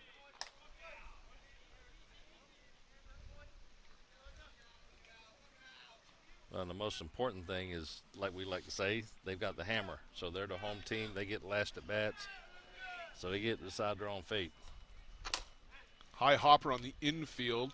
Neiman will handle that with ease. And Cody Pannebecker. Nope, it's Tyrone Bartarillo. I haven't seen Ty all week. He played earlier. I saw him on 2-3 days ago. Haven't seen every game the Express have done, but for me at least, this is the first time I've seen Ty make an appearance. Funny, I was just looking through the lineup card, and I drew a question mark beside Bartarillo's name because he is not a guy you associate with coming off the bench. And Barty's always dangerous. He played for Australia, won a gold medal with them. He played for New Zealand, won a gold medal with them. And let's just say there's normally some hard feelings when he's playing against certain other players. Well, they had to have some pregame conferences, as I recall, in those matchups between Australia and New Zealand. He was getting dotted every time he came up. Well, he got dotted in 2013 when I was there. And Greg Pohl's on the plate. And we had a pretty big scene go on, but we managed to get him back in the dugouts. But Barty was the cause of that. Swing and a miss here by Bartarillo. Got to know Greg Pohl fairly well down in Colombia. What a tremendous gentleman he is. Yep, real good guy. Good umpire, great umpire. Good teacher. Yeah.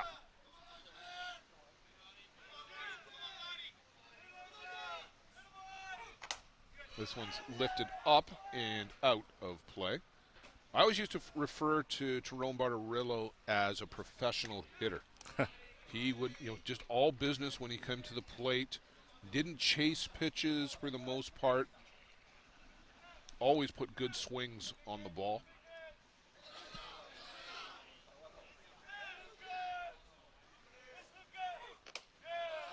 Chases the drop ball in the outside corner, and a real good pitch there from Lucas Galarza. Well, I got to assume Bartarillo is likely going to be staying in the game because Pannebecker has now been pinch hit for twice. He's got to stay in. Yeah, so Bartarillo can stay in and play defense. Davis lashes this one out to center field, 2-hop out to Logan Boom, and a 2-out base hit for Yusuf Davis Jr. Well, I won't say he's got to stay in. They could always put somebody else in as well. Exactly, yeah. But that starter won't come back. Yeah, so Pannebecker done. Salgado done.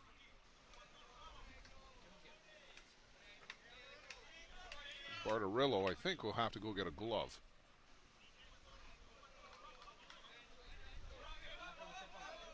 And he's a good all-around player. He's known for his bat, but Lombardi plays several positions.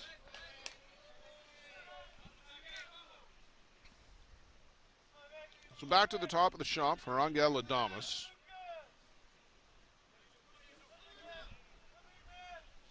Ground out, sacrifice bunt, and a fly ball to left for Adames. Well, you got Yusuf Davis on first. Really quick runner. You got Adames at bat, another really quick runner.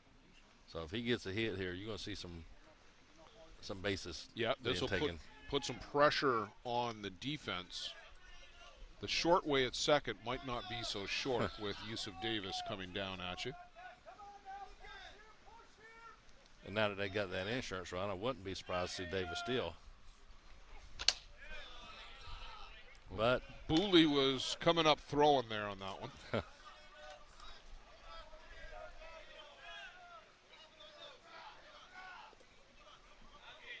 Yeah, he may not risk it. Well, it's not a bad spot to go because you've got your leadoff batter at the plate. If you do get thrown out, you'll have Adames coming back up. There's the crossover at the back of the box with the feet, bringing that front foot all the way in behind the back foot. But yeah, but if you steal and get caught, that takes you out of the inning. You saw what Kegel did a while ago with 2 outs. Oh, yeah. They're wanting to do the same thing right here.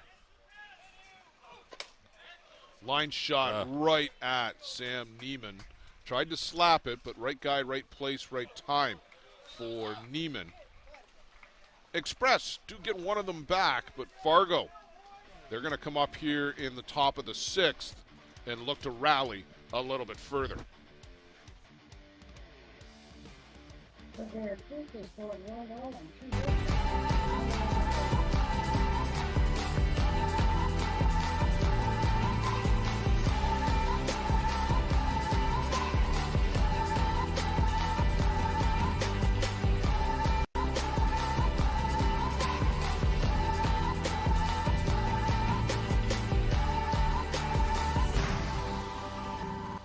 Dream catcher, inch by inch, we'll fight to make the lives of First Nations people in this community, this province, and on this continent better. I know we have a long way to go, but I'm proud to say as long as our people have a need, Dreamcatcher will be there for them. So after 5 complete innings of play, Bears keep 6, Eagle 4.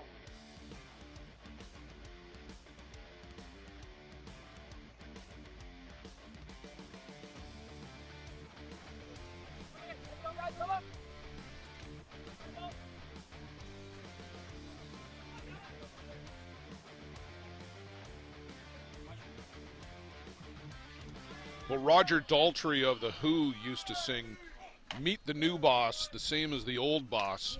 Ty Sebastian back out on the board for the Bear Creek Express. Liam Potts got 1 out. One of those runs, actually none of those runs were Liam's, are they? No. One of those runs is Liam's. The first 2 was Sebastian's. Yeah, first 2 Sebastian's. The last one belonged to Liam Potts. So Sebastian back out here in the 6th, and we'll try to get the final 3 outs. Tyler Booley, Sam Neiman, and Mike Lewis. Yeah, I'm real curious who went to who on that. Did Ty go to Coach or Coach go to Ty? I'll bet it was an interesting conversation, oh, yes. if nothing else. Well, we talked about that in earlier games. You got to go with your number 1 pitcher. Unless they just knock him off the mound, which they hadn't. They just got 2 hits. Yeah. Booley thinks about a bunt and a strike instead. And no pitch comm device here either. Ty dropped it on the bag on his way off the diamond. He wanted to leave it on the bag, but it bounced and it ended up in the dirt. Potts had to pick it up, and I'm sure there was an apology from Ty afterward on that. Oh, yeah. Yeah, his displeasure was not at Potts.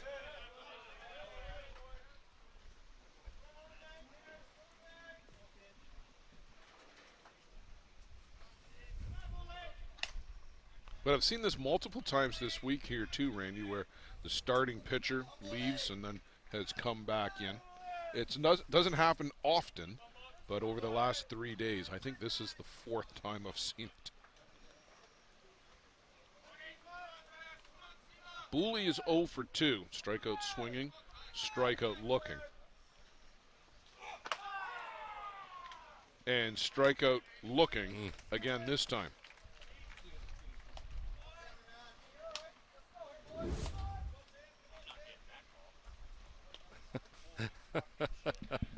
Sam Neiman, and I'm sure that was as much for your benefit as anybody else's.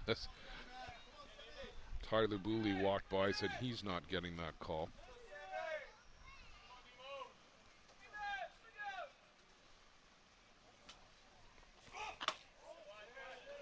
That one misses inside.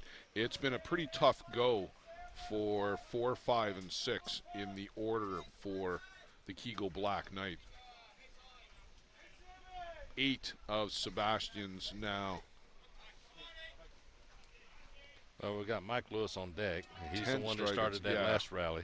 Yeah, they've had a little bit more success at the bottom of the order, but then it's Kimlinger, Check, and Jeff Lewis who have done most of the damage for the Kegel Black Knights, but it's just been barren here, 4, 5, 6 for these guys.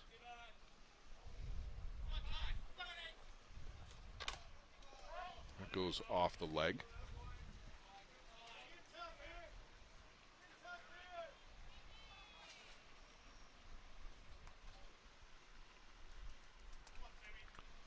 Just a reminder, stay with us. Coming up is the ISC 2 championship game. Waterdown Hammer will be the visitors. Pueblo Bandits, undefeated, the home team.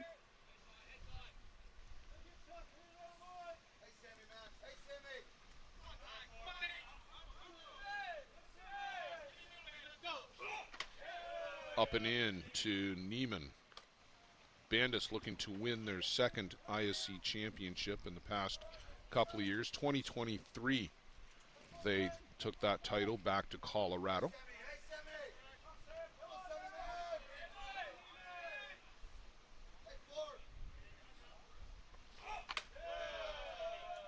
And outside to Neiman. Rafa's trying to sell him down a little bit. Yeah, exactly. Rafa like Flores, just take it easy a little bit. What we thought was Sebastian came in, he was going to be throwing a little angry and maybe a little bit overthrowing here to Neiman a little bit. Yeah. And Rafi recognized that and just did what a teammate's supposed to do. Calmed him down, settled him down. And voila. Yeah, reaches back and blows this one by Sam Neiman, 78 miles an hour down at the bottom of the zone. So Sebastian has come back effectively with 2 straight strikeouts, and now he'll face Mike Lewis. He's been a bit of a nemesis today. Well, we'll see if Mike Lewis can get another 2-out rally going. Number 7, second is Mike Lewis. Mike 1 for 2 on the day with a run scored.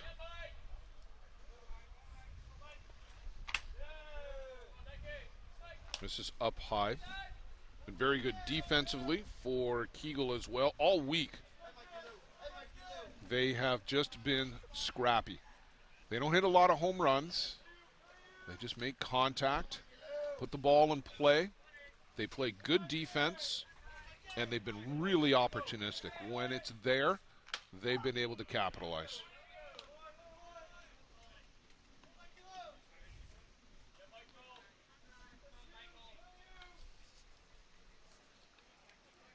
Yeah, Kegel's a really good organization. Great guys. Lewis Brothers, Boom Brothers, great organization.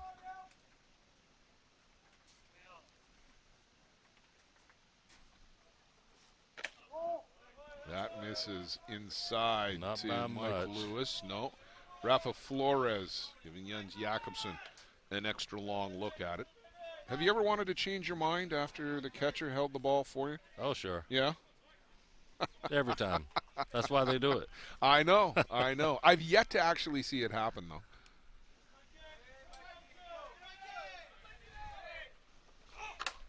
Lewis puts a charge into this, but it's foul down the left side.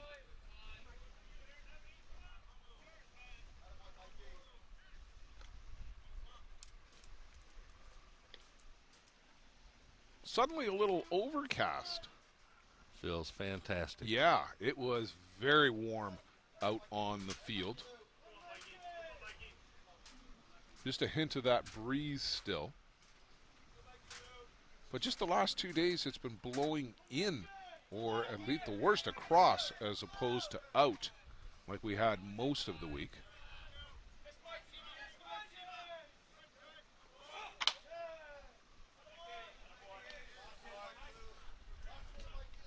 Time to put a little extra juice on that one. Yeah, he's really tried to gear up multiple times here this inning, trying to prove a bit of a point, I think.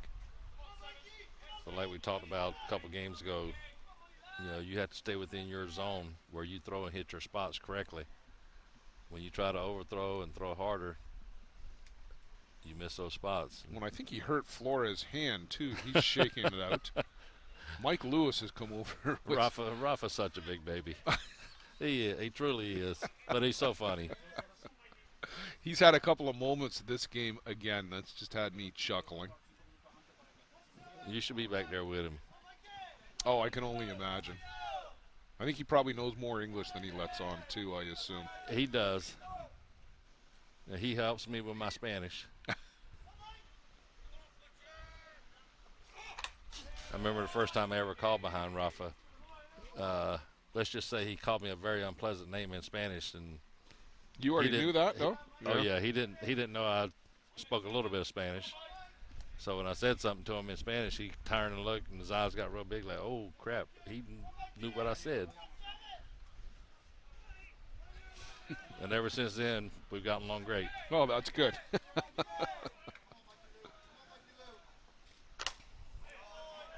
This one is skied out of play.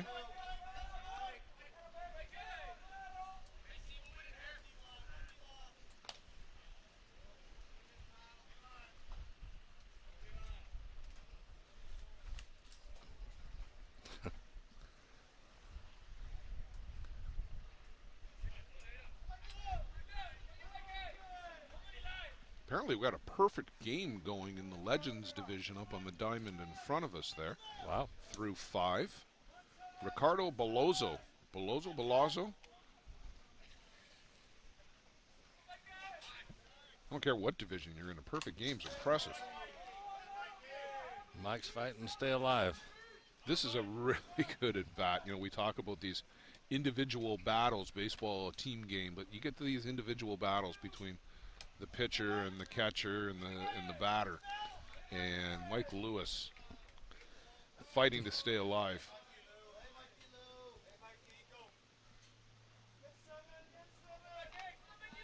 Well, and Ty would look like nothing better than to keep them off the bases and then say, see, you should have left me in the game.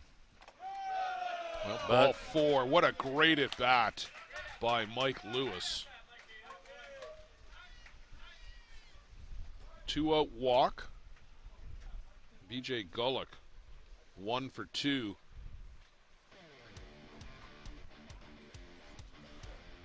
Here's your list of world champions since 2000.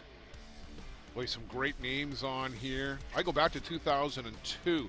That was the first ISC World Tournament I ever attended in person in Kitchener. Got to see Mike White pitch with the Frontier Casino Players.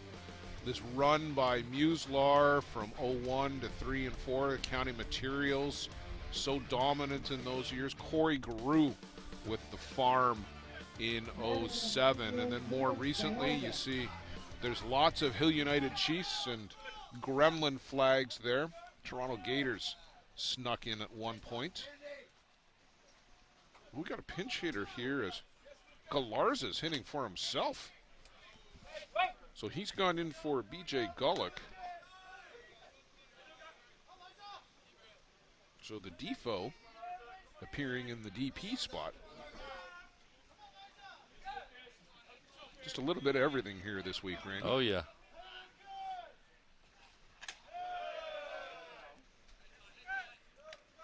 So they basically take the DP out of the batting order, Yep. bring the flex in. Now he's going to play offense and defense. You temporarily drop him to 9. Yep.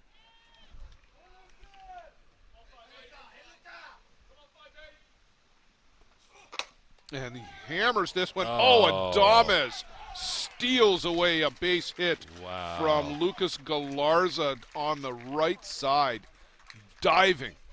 And that's theft. Wow. Watch this play by Hangel Adames. 2-3 steps. That ball's behind him when he reaches out and snares it. And the nice throw over to first from the seat of his pants. I start to say, throws off his butt. Wow, what a great play by Hangel Adames, ending the top of the 6th. This business was opened in 1965 by my father, Ned Mattios. Could have walked in here 25, 30 years ago and seen just about the same thing. The process of making a suit takes about 6 weeks. It goes through about 12 or 13 hands as it's moved along the line. It's an old-time place.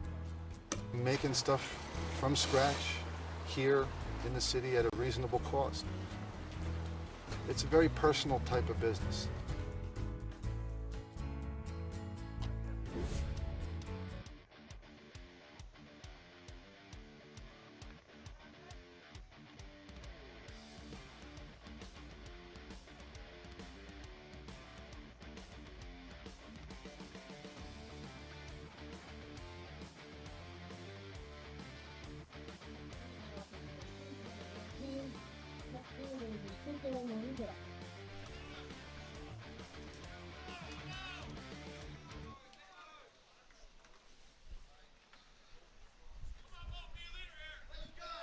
Yusuke Morita, he is 2 for 3 today. Everything has been on the right side for Yusuke. He's hit the ball hard a couple of times. Well, we get to see the chicken wing again.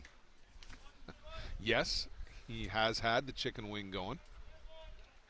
Very unorthodox stance in the box, and then he does the chicken wing with his left arm right before the pitch comes. And another one hard down the right side, but foul.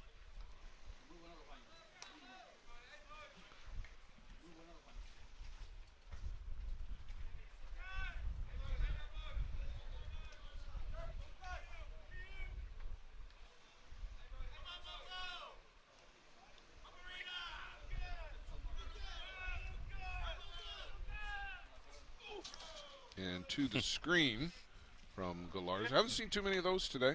He has been really good here in relief. Hasn't quite been able to shut the door, but he's been limiting them to just the single runs. His offense got them back in the game in the 5th. They'll have one more crack at it, but they got to get 3 outs first.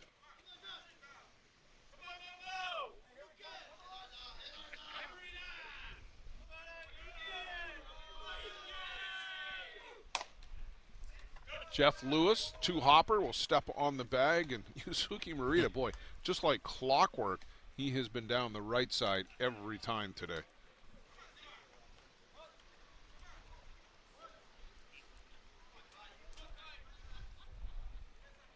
Ty Sebastian doubled off the fence in the first to drive in the game's first run, and then a pair of ground balls up the middle, one to short, one to second. You spoke too soon. There's the second one. Ty bailed on that one in a bit of a glare out to Galarza. He just told Bully, not at the head. Well, I'll take you back to last year in Minnesota. Ty got hit, and we just gave the thumbs up to Galarza. I mean, he's not throwing a Ty here, let's face it. Ty got hit last year in their first game. He got pinned pretty good, and the next time he came up, he hit the first or second pitch about 400 feet through the trees, if you remember that main diamond in Minnesota. Remember that well. And that one there to the screen. That's about 3 of the last 4 pitches to the screen.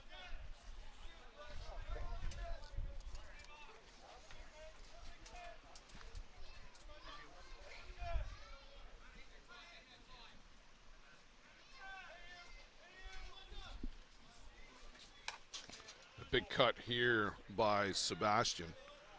Randy, we had an extra hour built into the schedule for this ISC 2 championship game to prep for it, but we're going to burn all of that and probably more here this afternoon. That and then some. We started this one at 1:11. It is now 3:29, just into the bottom of the 6th. Swing and a miss here by Ty Sebastian.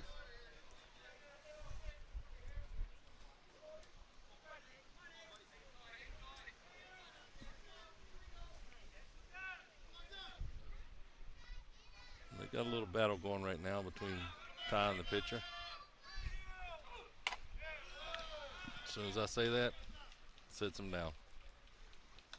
You are really bringing to life the broadcaster's curse here this week, let me tell you. I was waiting for that. Joe and I joke about that a lot, but you've really made it come to life.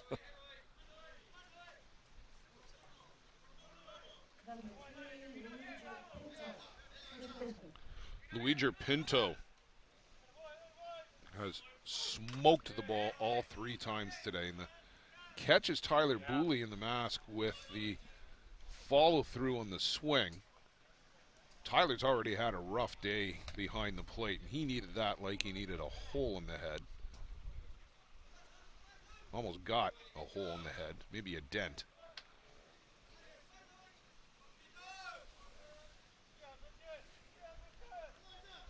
But there's been no half swings from Luigi Pinto. 2 for 2 with a sac fly added in as well.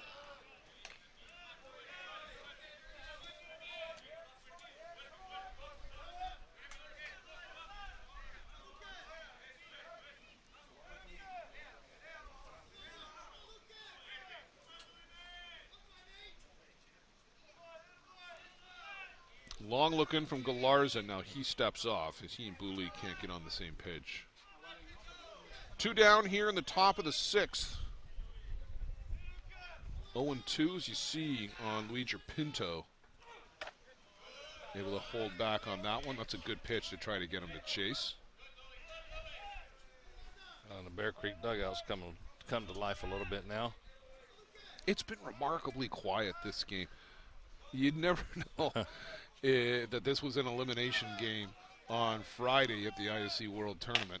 Chases upstairs, a great pitch from Lucas Galarza. He's done a good job here to keep his team close. They got him and Ty Sebastian on that rise ball.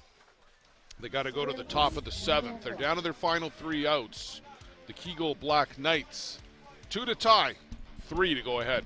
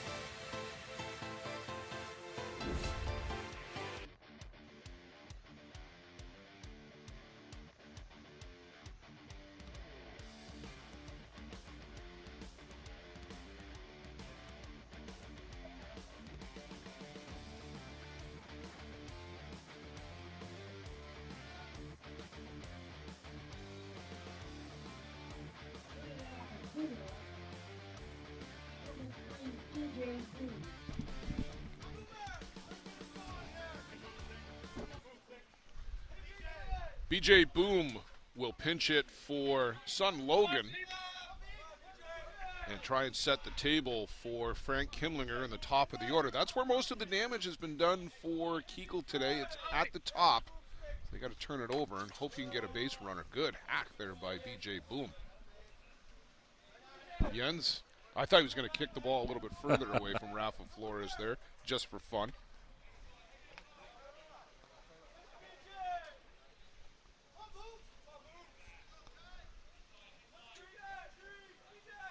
That would be like a heavyweight handling a cruiserweight. In for a strike. Well, I don't even know about cruiserweight. That's more like super heavyweight. Maybe middleweight in there for Jens, but definitely in the super heavyweight category for Rafa.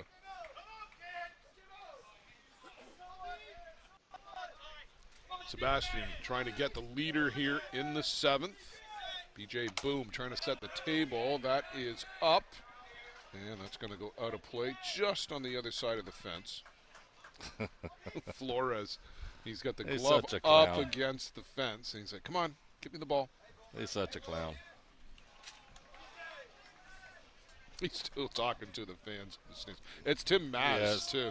Yeah, Tim, there he is. If you've been to a ball tournament in the pretty much anywhere in the Northeast or into Ontario, you have been to see Tim Maz. He comes to every event. He was there all summer long.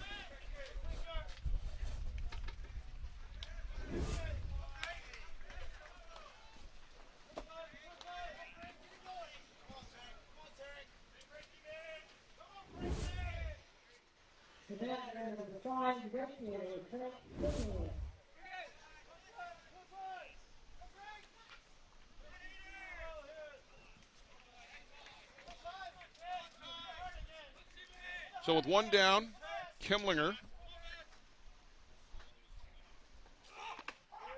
And in for a strike. Sebastian, 2 outs away from pitching the Express to another appearance on Championship Saturday. And Kimlinger got a hit last time we met, correct? Yep, he did hit a hard hit single up through the 5.5 hole.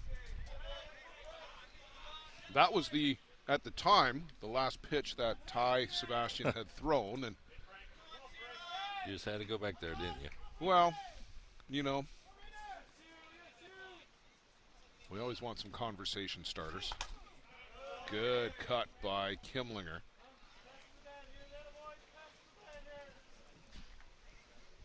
Kimlinger, Tom Check, and if it gets that far, Jeff Lewis.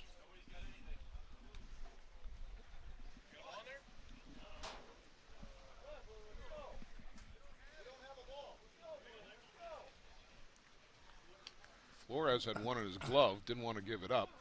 We gave one to the Kegel dugout. That was returned to us. It just came back in as a brand new one. Pinto says no. Gave that one back to whoever threw it in. And another one just came in from third. Well, Kegel kind of knew he wanted that other ball, and I think it got hid somewhere in the dugout. Not accusing anybody of anything, but things happen on the softball field. This is what happens, right? And, you know, we don't have an unlimited supply of these things. And I know we don't want to wait, and I've been harping on that all week, that we don't want to wait. But it also is built upon the presumption that we've got enough to keep continuing. Yes. And if we don't, this is what happens. But Ty's one of those pitchers that wants a certain amount of dirt on the ball. Yeah. Yeah. It's pretty sticky.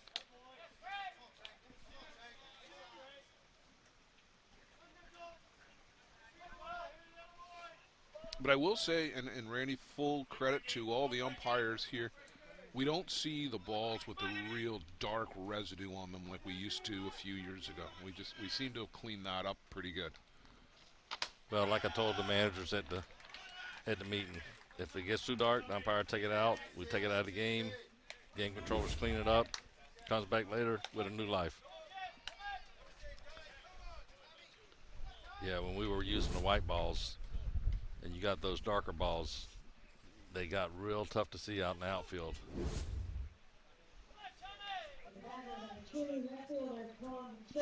14 strikeouts now for Ty Sebastian on the game. I had to go double check just to make sure that I wasn't counting any of Liam Potts.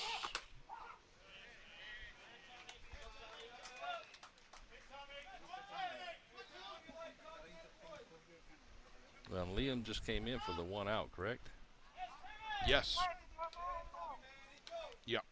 And that actually was a strikeout, so I'm going to make sure I didn't count that one. Go back and double check my math one more time. Chopper on the infield. Bartarillo fires across, and a great stretch by Luigi Pinto to end the ball game on a good defensive play. Bear Creek Express hang on to a nervy 6-4 win over the Kegel Black Knights, who will finish in a tie for 5th with the Sandlot Merchants.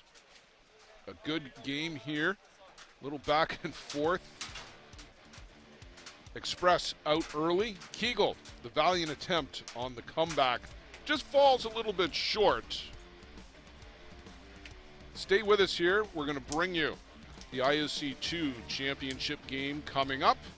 Pueblo Bandits, they'll face the Waterdown Hammer. That's coming up on Softball Premier TV, the ISC Network. Thanks for being with us. For Randy McLeod, Blair Setford, we'll see you on the flip side.